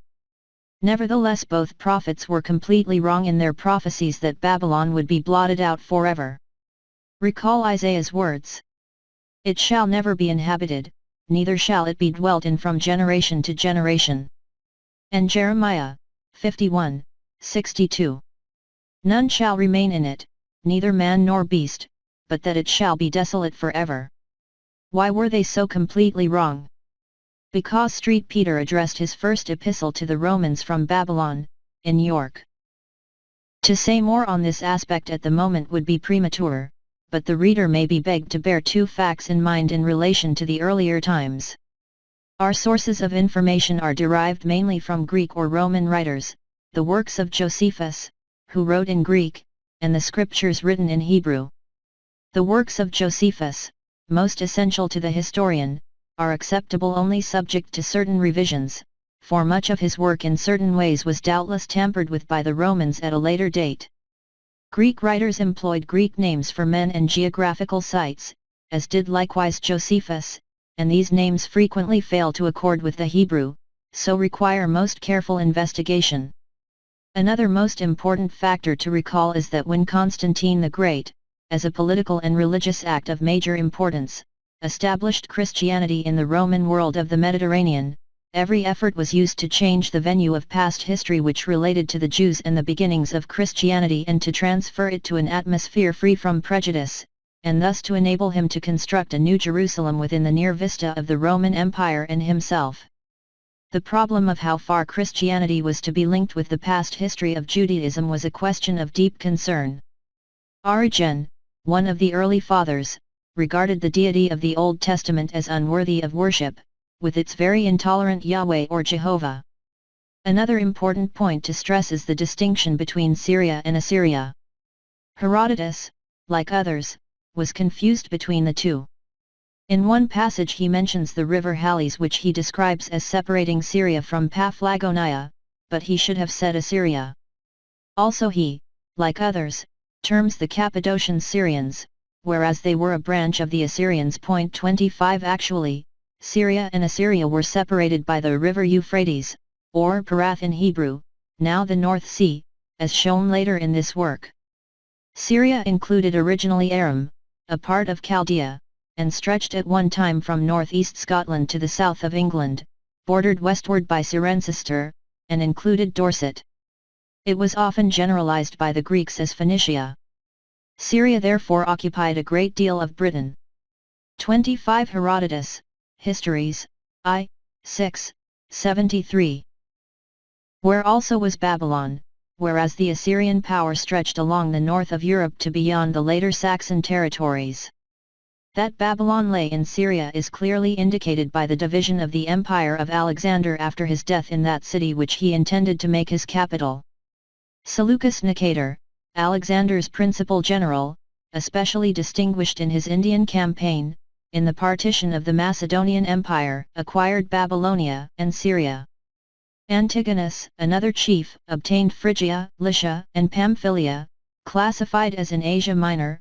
Comyns, a third general, obtained Cappadocia, Paphlagonia, and Pontus, also in Asia Minor, and Lysimachus, the senior, became king of Thrace and later of Macedonia also. Antigonus, calling himself king of Asia, ultimately brought against himself Seleucus, Lysimachus, Ptolemy, and Cassander, and was defeated and killed at the decisive Battle of Ipsus, in Phrygia. He ruled over the territories that in earlier times had embraced Assyria, and the reason he brought the other Macedonian kings against him was that he made war on Comyns, and after taking him prisoner put him to death, his object being to acquire all the former Assyrian lands. But, and this must be understood, the name Asia, relegated to Asia Minor by historians, had nothing to do with the Orient. It was a part of the then northern Europe, occupied by Odin and his Asar men, a word signifying God, as, having the same meaning as Goth or Gut, i.e., God's men. Much difficulty confronts the student of this period as no authentic history of the period of Alexander the Great was compiled for over 300 years after his times. It is an extraordinary omission in view of his great fame and world conquest, and there are indications that his movements were shrouded for a reason. Seleucus, be it noted, took no concern of Babylon, and built instead the city of Syrian Antioch, making it his capital, and adorning it. Sometimes it was called Tetrapolis, as it was divided into 4 quarters. The citadel stood on a high hill and the river Orontes flowed below the city. In addition to the royal palace, it possessed other palaces, fine temples, galleries, and fountains or lakes nearby. Writers of antiquity declared that no city could excel it in fertility of soil, in trade, riches or commercial enterprise, and among other attractions, a few miles from the city, Seleucus laid out a noted park at a spot named Daphne, wherein he dedicated a magnificent temple to Apollo and Artemis. The attraction of Antioch was such that Babylon, already largely in ruins, became almost deserted. Those Jews who had not returned to Jerusalem in the time of Zerubbabel and Ezra, migrated largely to Antioch, where they were well treated and granted privileges, including their special residential quarter. These are historical facts, and in this matter we may ask ourselves what attraction would have drawn the Macedonians, and later also the Romans, to those sultry and arid oriental countries which have never offered any inducement either as possessing minerals, except oil in recent times, or fertility. The interests of both nations lay in Europe, not in the Middle East, and indeed the entire region lay outside of world interests, as the world was then, for although Persia might have affected them, previously the Persian pretensions had been destroyed by Alexander. Moreover, the ancient Jews were not Asiatics, and nor were the Syrians, an erroneous belief responsible for much feudal misunderstanding. The venue of events needs to be transferred bodily to Europe. Antioch was especially famed in the annals of the earliest Christianity. The name of Christian was first adopted there. Saint Luke was reputed to have been born there, and Saint Paul and Saint Barnabas remained there a considerable time preaching the gospel to neighboring Gentile cities, and they baptized their converts in its river, the Orontes. Saint Peter was also in Antioch, and some accounts claim that he was its bishop for 7 years. According to Metaphrastes, he preached the gospel in Babylon and in Britain. 26 It was said that he died in Rome, and that Constantine built a church over his tomb, later the Vatican, but, although the papal authorities maintain this claim to the present time, his death and burial have never been satisfactorily established. 26 Rev. William Lawson, Bible Cyclopedia, 3, p. 651. The Romans, on their entry into Syria, occupied Antioch and made it their military headquarters, until they later selected Caesarea in preference. Vespasian, well established in British annals, settled a Roman colony in Antioch prior to his war with the Jews, and accorded it the honor of a colonia. Saint John Chrysostom, who was well acquainted with the Druids from personal contact, was bishop of Antioch in the 4th century AD. Confusion, so rife in regard to the sites of these early Christian centers, is added to by reason of the fact that Seleucus built another Antioch in Asia, on the borders of Pisidia and Phrygia, which was also made a colonia by Augustus, but was given the name of Caesarea. It may be mentioned here that, despite close search and survey at various times in Asia Minor, no satisfactory evidence has yet been able to be produced of the sites of either of these Antiochs, which applies indeed to other alleged early Christian sites in what is now Asiatic Turkey. Volney, the traveller, who made prolific search for the Syrian Antioch, identified it as a ruined town built at the foot of a hill, but its only evidence of antiquity was part of a wall built by the Crusaders. Moreover, Syrian Antioch was erected on the top of a high hill. 27. Antioch, in Syria, I claim to have been the original and ancient city of Lincoln. There is a venerable saying to the effect that Lincoln was, London is, and York shall be, the fairest city of the three, a saying hoary with age. At all events, there is no doubt respecting the fairness and importance of Lincoln in an early period. The first traceable city comprised an area of nearly 40 acres on the summit of its steep hill, and within its walls occupied an almost perfect square, 440 yards in length by 425 yards in breadth, protected on 3 sides by a broad, deep fosse, in places 80 feet wide, while the 4th side, a precipitous cliff, offered an impregnable defense. Its ramparts, faced with stone, were from 20 to 23 feet in height and from 10 to 12 feet in thickness. In the same way as Antioch, it was divided into 4 quarters, one being allotted to the Jews, also as it. 27 Josephus, Wars, 3, 2, 4, describes Antioch as the third city in the habitable earth. Rome was doubtless the first and perhaps Jerusalem the second in his opinion. Antioch. Its castle and principal buildings stood on the summit of this steep hill, and originally the river Trent flowed at its feet as in the case of the Orontes at Antioch.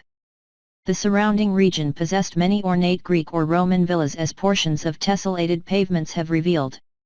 Its main highway, Ermine Street, passed through its centre, from London to York, and was said to continue to the very north of Britain at Caithness 28. A separate gateway gave entrance to its 4 quarters. How many Roman legions may have been quartered there remains uncertain, except that the lower part of a large colonnade in the centre of Bailgate disclosed tessellated pavements, altars, monuments, and tombstones, the latter mostly related to soldiers of the 9th Legion, which legion served with Vespasian in 69 AD on his proclamation as emperor after the death of Galba when he sent to Britain for soldiers. 29 He was about to conduct the war against the Jews, but left Britain in consequence of the imperatorship, leaving his son to carry on the campaign. Vespasian had been active in Britain for some considerable time before he left to protect his interests after the death of Nero. Eutropius says vaguely that he encountered the Britons 30 times, and Suetonius states that he reduced 2 very strong tribes, 20 towns, and the insula Vectis, and fought 30 battles against the enemy, in the reign of Claudius. Nero, says Josephus, found no one but Vespasian equal to the task of conducting the war against the Jews. He continues. He was also a man that had long ago pacified the West, and made it subject to the Romans. He had also recovered to them Britain by his arms which had been little known before. 30. Vespasian, however, did not conduct the siege of Jerusalem in AD 70, although Nero sent him at the end of 66. For nearly 3 years he delayed taking active steps, hoping to subdue them without great bloodshed. This fact was referred to by Titus himself, when he 28 J. Charles Cox, Lincolnshire, pp 196-202, E. Mansell Simpson, Lincoln, pp 33-41. 29 Tacitus, Histories, 2, 86. 30 Josephus, Wars, 3, 1, 2. This passage bears the marks of a later interpolation, not infrequent in this work. Had overthrown the Jews and reprimanded them severely. In the course of his speech he spoke as follows. At this time my father came into this country, not with a design to punish you for what you had done under Crestius, but to admonish you, for, had he come to overthrow your nation, he had run directly to your fountainhead and had immediately laid this city, Jerusalem, waste, whereas he went and burnt Galilee and the neighboring parts and thereby gave you time for repentance. 31. As I contend in the reconstruction of past history and geography, Lincoln was Antioch, was made a colonia by Vespasian, and was the headquarters or praetorium of the Romans until it was superseded by York. Professor Freeman stressed the importance of this honor by observing the high rank held by Lincoln among Roman cities, which it shared only with Cologne. Köln and Lincoln are cities kindred in origin and name, added Freeman. 32 However, Professor Freeman was in error, for York became the principal colonia, Colonia Prima Flavia according to Pliny, who says that Vespasian settled a colonia in Caesarea under that title, whereas Lincoln was Colonia Flavia Caesarensis, of Caesarea, in that province, which Colonia Prima intimated that York was the first or principal colony, instituted by Vespasian, for Flavia was his family gens. 33 York, originally Babylon, became Caesarea in Augustus' reign. If, moreover, the ancient Antioch in Syria were the earliest center of Christianity, the same can definitely be claimed of Lincoln. It possessed many churches and priories from an early time, including the Priory of St. Catherine, whence even bishops of the early church walked barefoot to Temple Brewer, a renowned circular edifice, like the Church of the Holy Sepulchre, built by Constantine in the present Jerusalem. The early Christian churches were circular. Temple Brewer was strongly fortified, having embattled towers, and was guarded by buildings. The Templars had many preceptories besides Temple Brewer. Bishop Remigius, the first Norman bishop, built the present 31 Ibid 6, 2. 32 cited by Cox, Lincolnshire, pp 196-7. 33 The use of Flavian notes that Vespasian ordained the distinctions. Cathedral, founded a leprosarium, and made Lincoln the centre of a vast see. Paulinus, who was Bishop of York for a short while in 625, baptized a large number of converts in the Trent at Sedgelocum, including the governor, named Bressa, and his family, according to the Venerable Bede. Sedgelocum, now Littleborough, lies on the Trent near Lincoln. Was the Orontes of Antioch the same as the Trent? The two names are closely related, one being the Greek, the other Saxon. It would seem that the river was considered most sacred. There seems to be no doubt regarding the former importance and wealth of Lincoln as an inland port. William of Malmesbury described it as the mart of visitors by land and sea.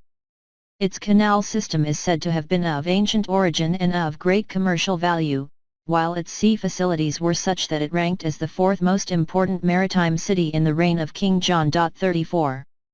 Another light is thrown on ancient Lincoln by its highways, for such not only indicate its historic importance to transport with roads passing through from north to south and to the west, but also to ancient military movements when chariots were used in large numbers and a great deal of country was thick forest and in parts impassable. The most important was Ermine Street, the famous straight thoroughfare, from London to the utmost north. As it enters Lincoln it is still named the Strait, which recalls the event recorded in Acts, when Ananias, a disciple of Damascus, was told, "Arise and go into the street which is called Straight and inquire in the house of Judas for one called Saul of Tarsus." 35 It is very applicable because in this reconstruction of the past, Damascus, the great commercial mart and port, stood on the site of the present London. It was traditionally founded by Uz, the son of Aram, hence was Syrian, and famed of ancient days for its passage trade in wool, wine, corn, and manufactured goods. In the time of St. Paul it had a large Jewish population. Evidence to show that London was originally Damascus, is given in Appendix A. 34 Simpson, Lincoln, p. 199. 35 Acts 9:11. St. Paul's city, Tarshish or Tarsus, originally Gades, was situated in Cilicia, of which the present Bristol is the daughter. Britain, the key to world history. Another most important highway was between Lincoln and Seaton or Axmouth, a significant fact when the circumstances are realized. It passed through Cirencester and Bath to the once important southern port, the original Sidon. Transport from the south could join Ermine Street at Lincoln, and proceed to the north. The Romans may have improved and repaired these long straight highways, of which no fewer than 15 proceed from London alone, but mostly they were constructed long before their day. Geoffrey of Monmouth says that Belinus built straight roads of stone and mortar, and Thucydides says that the Macedonians did likewise, a matter of special interest when it is proved that their original home lay in northern Scotland, from Inverness to Perthshire. The Atlanteans also built long roads, and that points to a period before the flood. As they used chariots, such highways were essential. These ancient thoroughfares certainly speak to the antiquity of British civilization. 36. Stukely, the famous antiquary, also drew attention to the Carr Dyke, a considerable ancient canal which extended from the Lincolnshire River Welland to the Witham, and drained the waters from the hills. One principal purpose of this and other canals, he says, was to convey corn in boats from the southern parts of England to the northern pretentiaries in Scotland for the maintenance of the forces kept there. It is suggestive and explanatory of the wars with the Jews in the Edinburgh regions. This dyke also passes through Lincoln, joining with the Trent and then the Humber, so a fleet of corn boats could continue by the tide up the Ouse to York. 37. Long prior to the Roman occupation, some authority built a great bank along the sea coast, said to have been erected by foreigners. 38 Archaeologists agree that Lincoln was an important city long before the Roman occupation. 36 Ed note, see also Alfred Watkins, The Old Straight Track, Resonance BW, and John Mitchell, The View Over Atlantis, New York, Ballantine Books, 1969. 37 Thomas Allen, History of the County of Lincoln, p. 6. 38 Ibid, p. 7. There is little doubt that Lincolnshire felt the full force of a tremendous earthquake at some distant time. In the area of Boston great numbers of fir trees and oaks were found in a drain 40 feet deep, lying in all directions and appearing to have been torn up by the roots by great natural force. Near Boston itself were found a smith's forge with horseshoes and other things made of iron, 16 feet below the surface, covered in silt.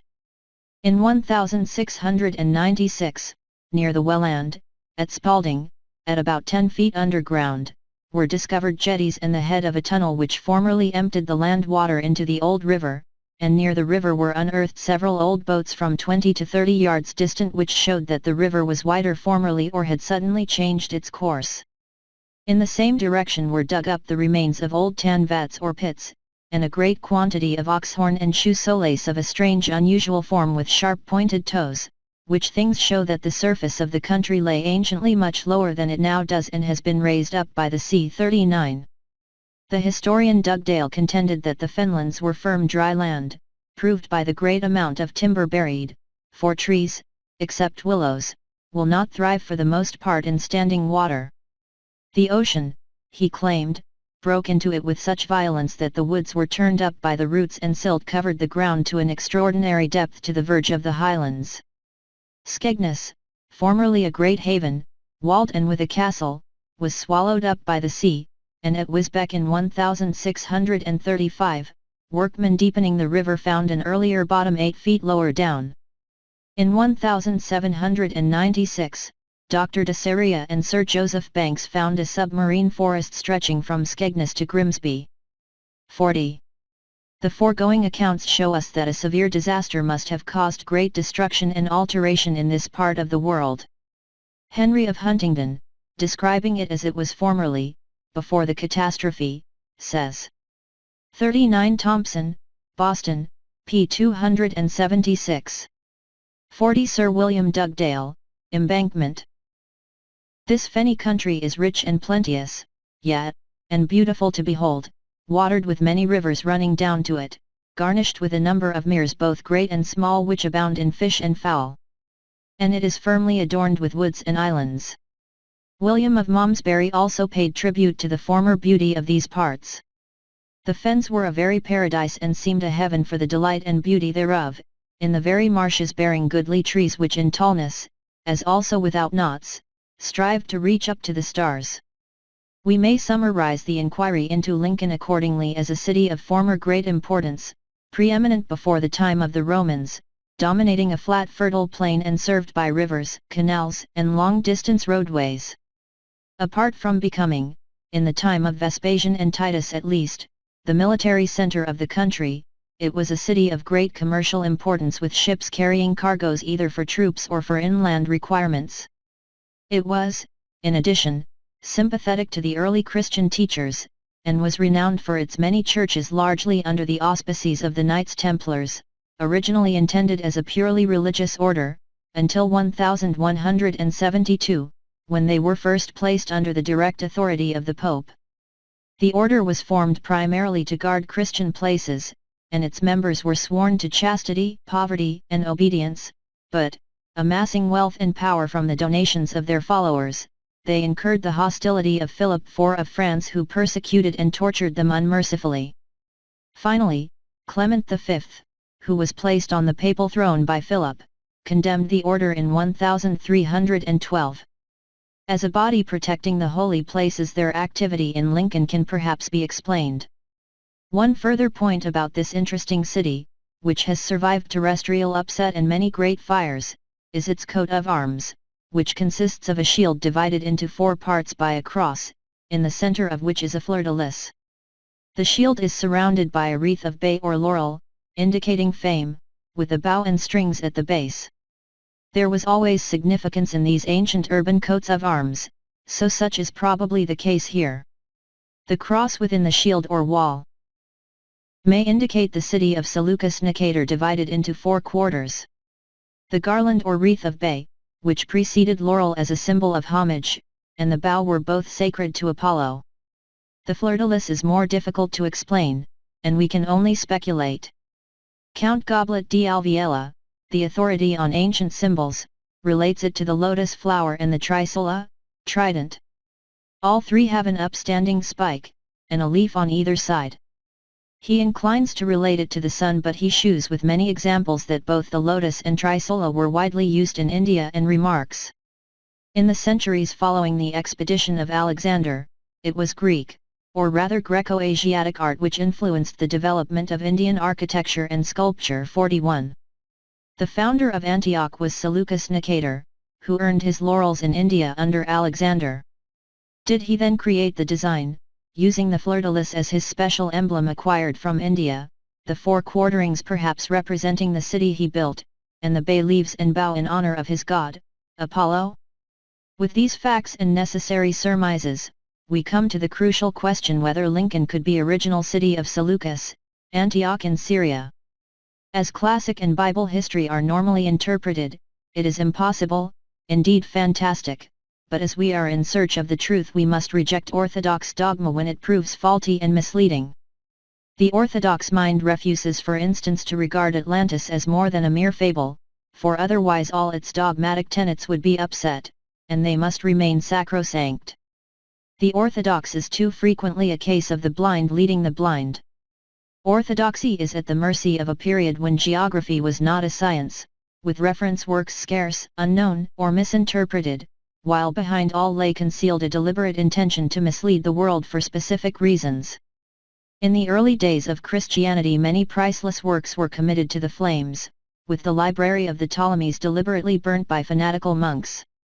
The Renaissance and Reformation gave little or no help in these matters. 41. Count Goblet d'Alviela, the migration of symbols, resonance. B.W.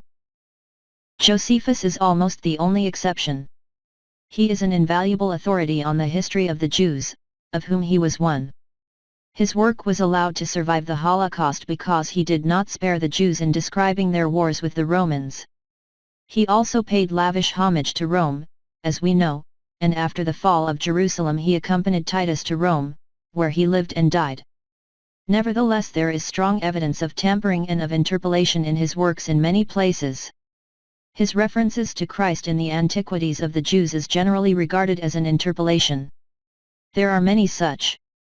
In one instance we find Titus accredited as saying to the rebellious Jews, "Have you stronger walls than we have?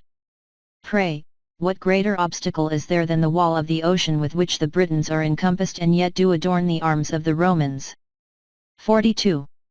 Agrippa is supposed to have said, 30 years earlier, of the rebellious Jews, "They were encompassed by the ocean and inhabited an island not less than the continent of this habitable earth." 43. Did both think alike about this gem of hyperbole? There were no Roman walls in Britain until after both had long been dead. Agrippa's speech reeks of interpolation. These are but 2 of many such examples. But now to return to Lincoln. We have seen that it corresponds to Antioch in all essential particulars, which could scarcely have been duplicated. Situated on a high hill, like Antioch, with the river Trent flowing at its foot, like the Orontes, with waterways pointing to its importance as a commercial port, the city divided into 4 quarters exactly as in the case of Antioch, in a situation to be able to service the Roman armies in their wars with the Judaeans until Caesarea superseded it, placed in an ideal position for keeping watch and ward over the South and Midlands, and situated, as will be seen, in the original Syria. Its site fits into its proper place. Its prestige as a colonia, as one of the earliest seats of Christianity, its wealth and importance both from a political and commercial aspect cannot be. 42. Josephus, Wars, 6, 2.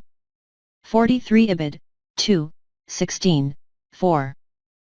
Doubted, its castle, its early church, signs of ornate villas and wealth, a series of great camps at Kine, Honington, Hoo Hill, etc., and other Roman stations at Horncastle, Ancaster and Caister, all speak of the former importance of this ancient city. In AD 115, Antioch was almost destroyed by an earthquake, said to have been one of the most appalling in history. The Emperor Trajan, who was staying at Antioch, escaped only with difficulty from the room in which he sought safety. Records of the period are so poor that we possess no actual record of whether Trajan visited Britain, though his name is represented at York by an inscription relating to the 9th Legion in AD 109-10. There is reason to believe that the Roman emperors visited Britain much more frequently than such few stories told by, for instance, Augustus, of whose presence there was no record, only certain allusions by Roman writers. If the earthquake in question, related to Antioch, were that which devastated Lincoln and the Fenlands, it agrees with a more suitable period than that reported comparatively late in 1185. The question of the site of Antioch is closely wrapped up with the position of Babylon. Both came under the jurisdiction of Seleucus Nicator, and Babylon lay properly in Syria, certainly not in Assyria. In the normal way, Babylon would have been his capital, had he not preferred to build his city of Antioch, which certainly implies that geographically the two places could not have been very far distant from one another. His reason for so doing may have been governed by the fact that Babylon had drifted largely into decay when Xerxes stripped it of its wealth and left it in a ruinous condition. Alexander himself, it is true, had stayed for some months in the castle or palace, and intended to restore it in a grandiose style, and to make it the new capital of the Macedonian Empire, had not death claimed him so early. It is equally true that Alexander may have been influenced by motives which did not affect Seleucus. But the facts demonstrate that the two cities could not have been far apart from one another. Yet what could be more divorced than Babylon from Antioch in Syria as defined in the Near East? Any atlas will shew us that Babylon lies, or its supposed ruins lie, over 750 miles east of the dubious Antioch, the two separated by a waterless, uninhabitable desert even less inviting than the Sahara, which possesses at least a few oases. How could a site so alien and separate have been the capital of Syria when so utterly divorced from it, to say nothing of Babylon's wealth and power in the time of Nebuchadnezzar?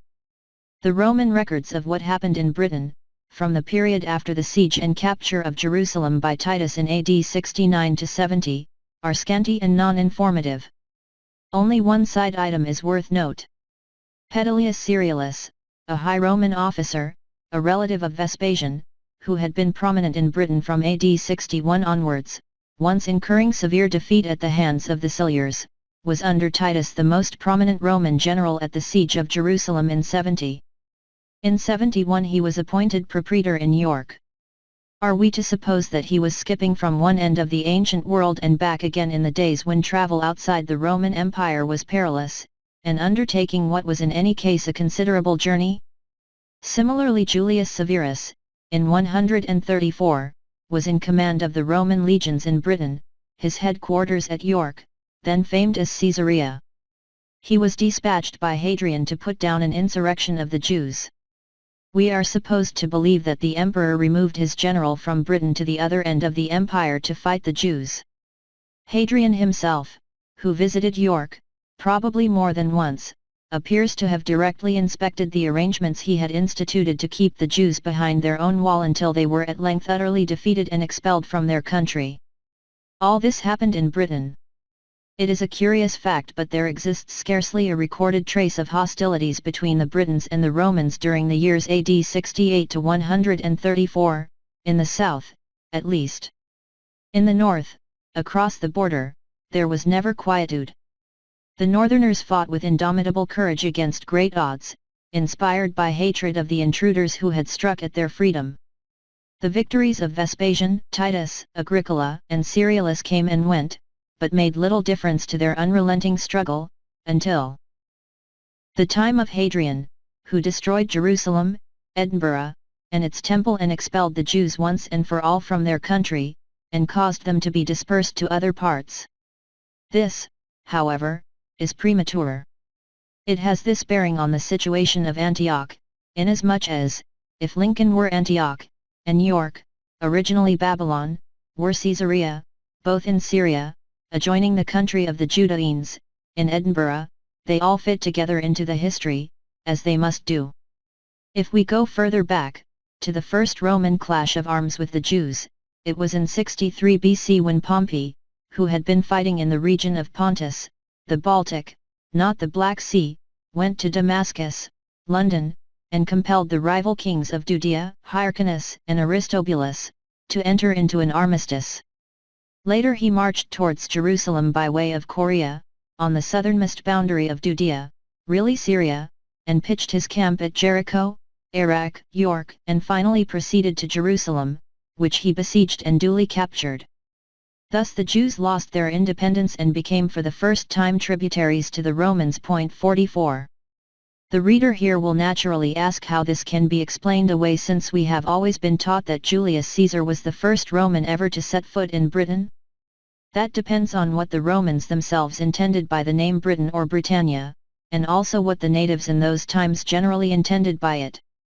Tacitus, for example, says that Caesar was the first Roman to lead an army into Britain, but his own works relate solely to the wars of Agricola against the Scots beyond the Bodetra or 4th.45. Boas, the Scots historian, says that Caesar invaded the regions about Stirling, and it seems that he did so. 46. The name Britain came from the north, originally Breton, or, as some believe, Cretan. 47. The Brigantes, who called themselves Britons after Brutus, migrated southwards comparatively late, but their original territories in Britain were in Scotland, Albany or Albania, which embraced Perthshire, Fife, Stirling, and southwards to the 44. Josephus, Antiquities, 14, 3, 4. 45. Tacitus, Agricola, 13. 46. Hector Boas, Historia Scotorum. 47. C. Bigelow, Hitchhiker's Guide, for discussion on the transposing of P/C, or K, or Q. Solway Firth. The various tribes in what is now England went by their own tribal names under native rulers. Josephus uses Bible names or often Greek names of countries and cities and people. This is a very important distinction, which must be appreciated in order to reach a true understanding of past history in Britain. I introduced Pompey's invasion for a certain purpose in order to clarify topography. When he marched onward, doubtless following the usual Ermine Street which started from Damascus, on reaching Corea, he made his temporary camp at Jericho, renowned in the Old Testament as a walled city of great size and strength. Corea lay in the south of Yorkshire, near the Humber. The Corytani were a tribe in Lincolnshire, also in the Damney region of Stirlingshire. Watt more wrongly places Corey near Market Weighton, the name appearing in the Iter of Ravennas, but it related to where now stands Doncaster, just inside the Yorkshire border. Corey, or Caer Corey, now Doncaster, was where Hengist built his castle of Corey, according to Geoffrey of Monmouth. 48. On this showing, Judea, in BC 63, extended almost as far south as the Humber. It was, however, in the past, Syrian territory. Of Jericho there is more to be said subsequently. When he was in this region, Pompey decided to cause certain maritime cities or ports to be repaired, including Jerusalem's port of Joppa, still a port of Edinburgh, Dora, Old Door, Flamborough Head, once a port, and Stratos Tower, all properly placed between York and Edinburgh. Stratos Tower, as Josephus explains, was subsequently rebuilt by Herod as a magnificent city. 49. He adorned it with harbours and temples, and changed its name to Caesarea, some 40 years after Pompey's conquest.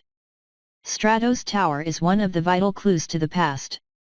Herod, both admired and hated by the Jews, from whom he mainly derived his immense revenues, rebuilt this city, curiously named, in 48. Geoffrey of Monmouth, History of the Kings of Britain, 6, 11. 49. Josephus, Antiquities, 15, 9, 6.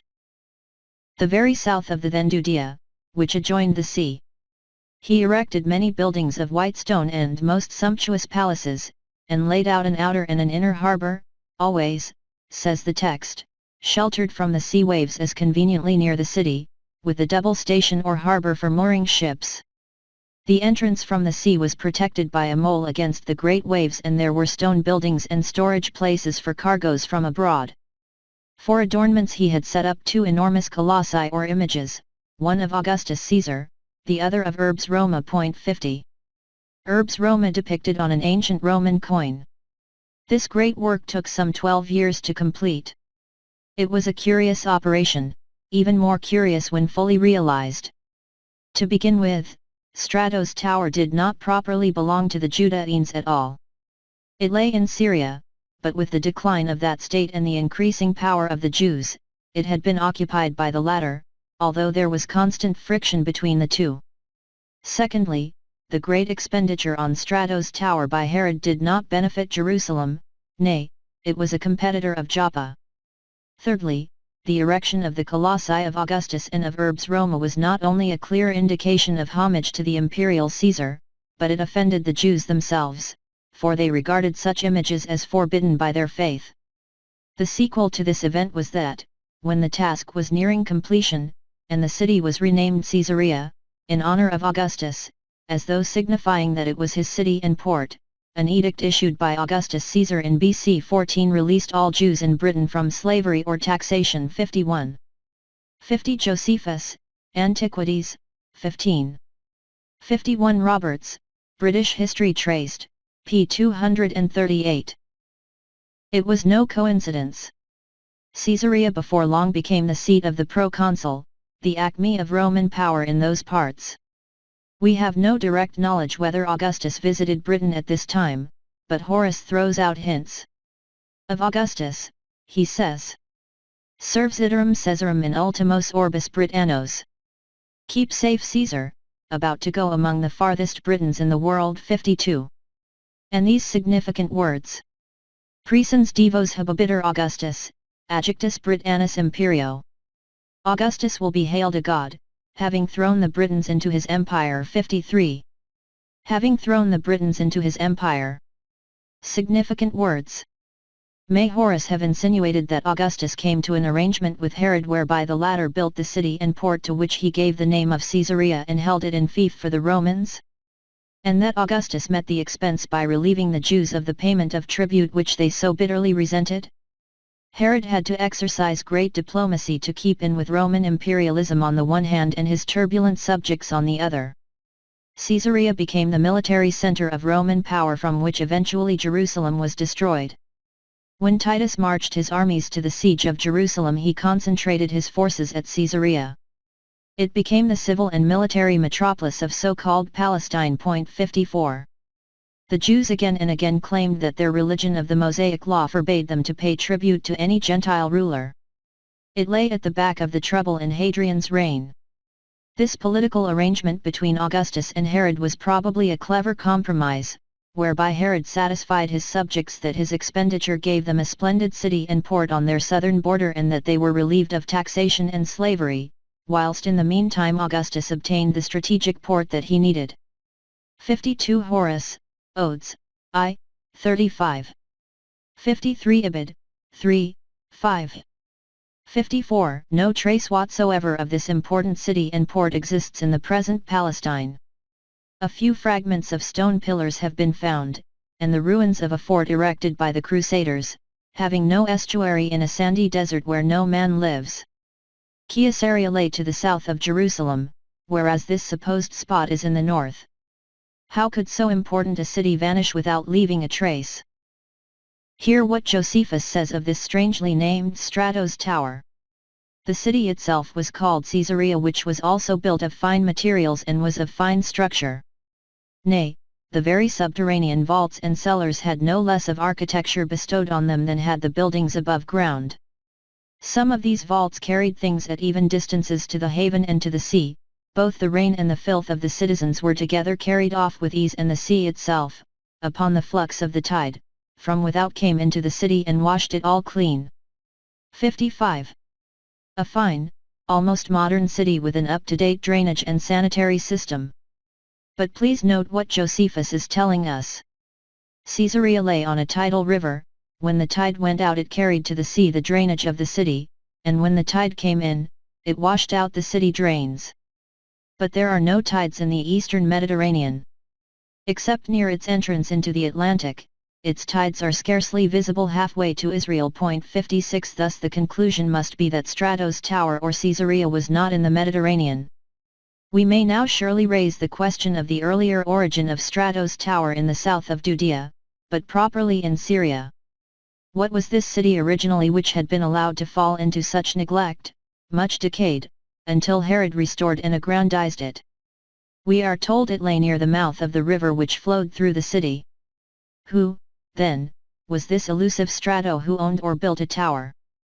All we can gather is that he was an ancient king of Phoenicia, which may be interpreted as Chaldea. In other words, was it the ancient Babylon, which some 300 years earlier had fallen into neglect and ruin?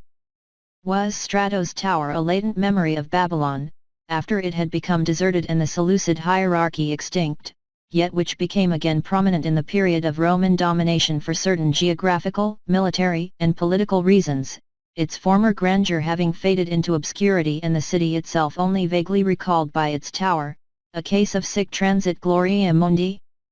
55 Josephus, Antiquities, 15, 9, 6. 56 Ed Note, J. H. McElderry, Mediterranean Tides and Currents, Irish Astronomical Journal, Vol. 6, 1, p. 12. It is generally assumed that the Mediterranean is tideless, or that its tides are so small that they are not worth consideration. Such, indeed, appears to have been the case. It was situated in Shinar, the original land of Nimrod, in the plain, with its river referred to in the scriptures as Gozan, Uz, in a fertile country, where arose Erech and Babel, the latter name relating to the famous tower, of such majestic proportions and wealth in its heyday, when it captivated the imagination of the world. This name Babylon simply meant city of the gate, or entrance, of Bel, used evidently as a descriptive term like our modern reference to Rome as the papal city. Who was Bel? He was no other than Apollo, the Hyperborean, or Greek, or Chaldean deity, who was known to the ancient Britons as Bel or Belin, signifying Lord. 57 What relation could this northern god Apollo have borne to citizens dwelling in the Persian Gulf? The mere question shews its absurdity. Babylon's true name was Erech, hence the later variation of York, which as the city of Bel or Belin demonstrates its northern origin and its astronomical significance. The name Bel or Belin was piously used by northern British or Pictish kings like Cuno-Belin or Cassi-Belon, which latter opposed the landing of Caesar and, according to Geoffrey of Monmouth, was buried in York. He also gives us King Belinus, the same name Latinized. The Cassi or Catti, as will be explained later, were the original Macedonians of Chaldean or Caledonian stock, Britons dwelling originally in northeastern Scotland who, in accordance with their history at a certain period became the ruling power as far south as York. Their place names are still found in Yorkshire in such rivers as the Ure, Calder, Chaldea, and Don, the Aberdeenshire River where they dwelt. This ancient relationship helps to explain why, when Alexander the Great marched south to Babylon, the people received him with loud acclamations and delight, and was probably one of the main reasons why he attempted to transfer his capital to Babylon, which action was only prevented by his untimely death. 57 Rev. Canon William L. Bowles, History of Bremhill, p. 50, claims that Stonehenge was dedicated to Apollo Belin and that the unknown god of Bath, with flaming hair and beard, was the same deity.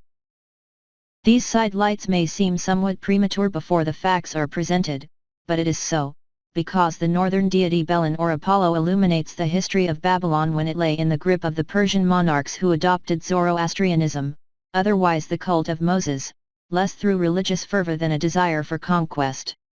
The Persians had ready allies in Babylon, where a powerful Jewish underground movement was led by Daniel in order to betray the great city, which may be compared with the methods of certain modern informers.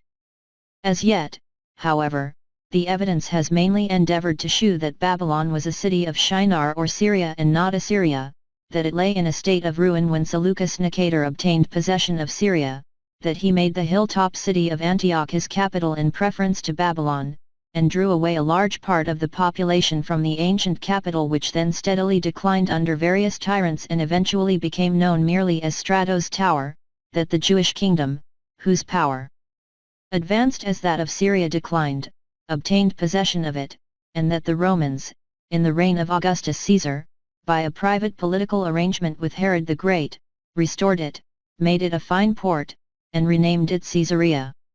It scarcely needs to be repeated that Erech or Babylon, later called Strato's Tower, and lastly named Caesarea, was the ancient York, the Eternal City, if such a description were ever applicable, visited by numerous Roman Caesars and emperors, from Pompey onwards, including, it would seem, Augustus, Vespasian, Titus, Hadrian and Trajan.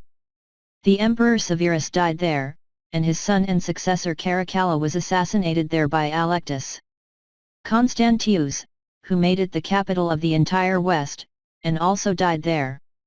Constantine the Great and Maximus were both proclaimed emperor there. It was a very great historical city, frequently damaged and destroyed, suffering all the vicissitudes of fortune, and, though venerable, in age beyond all others, yet remains today eternally young and vital.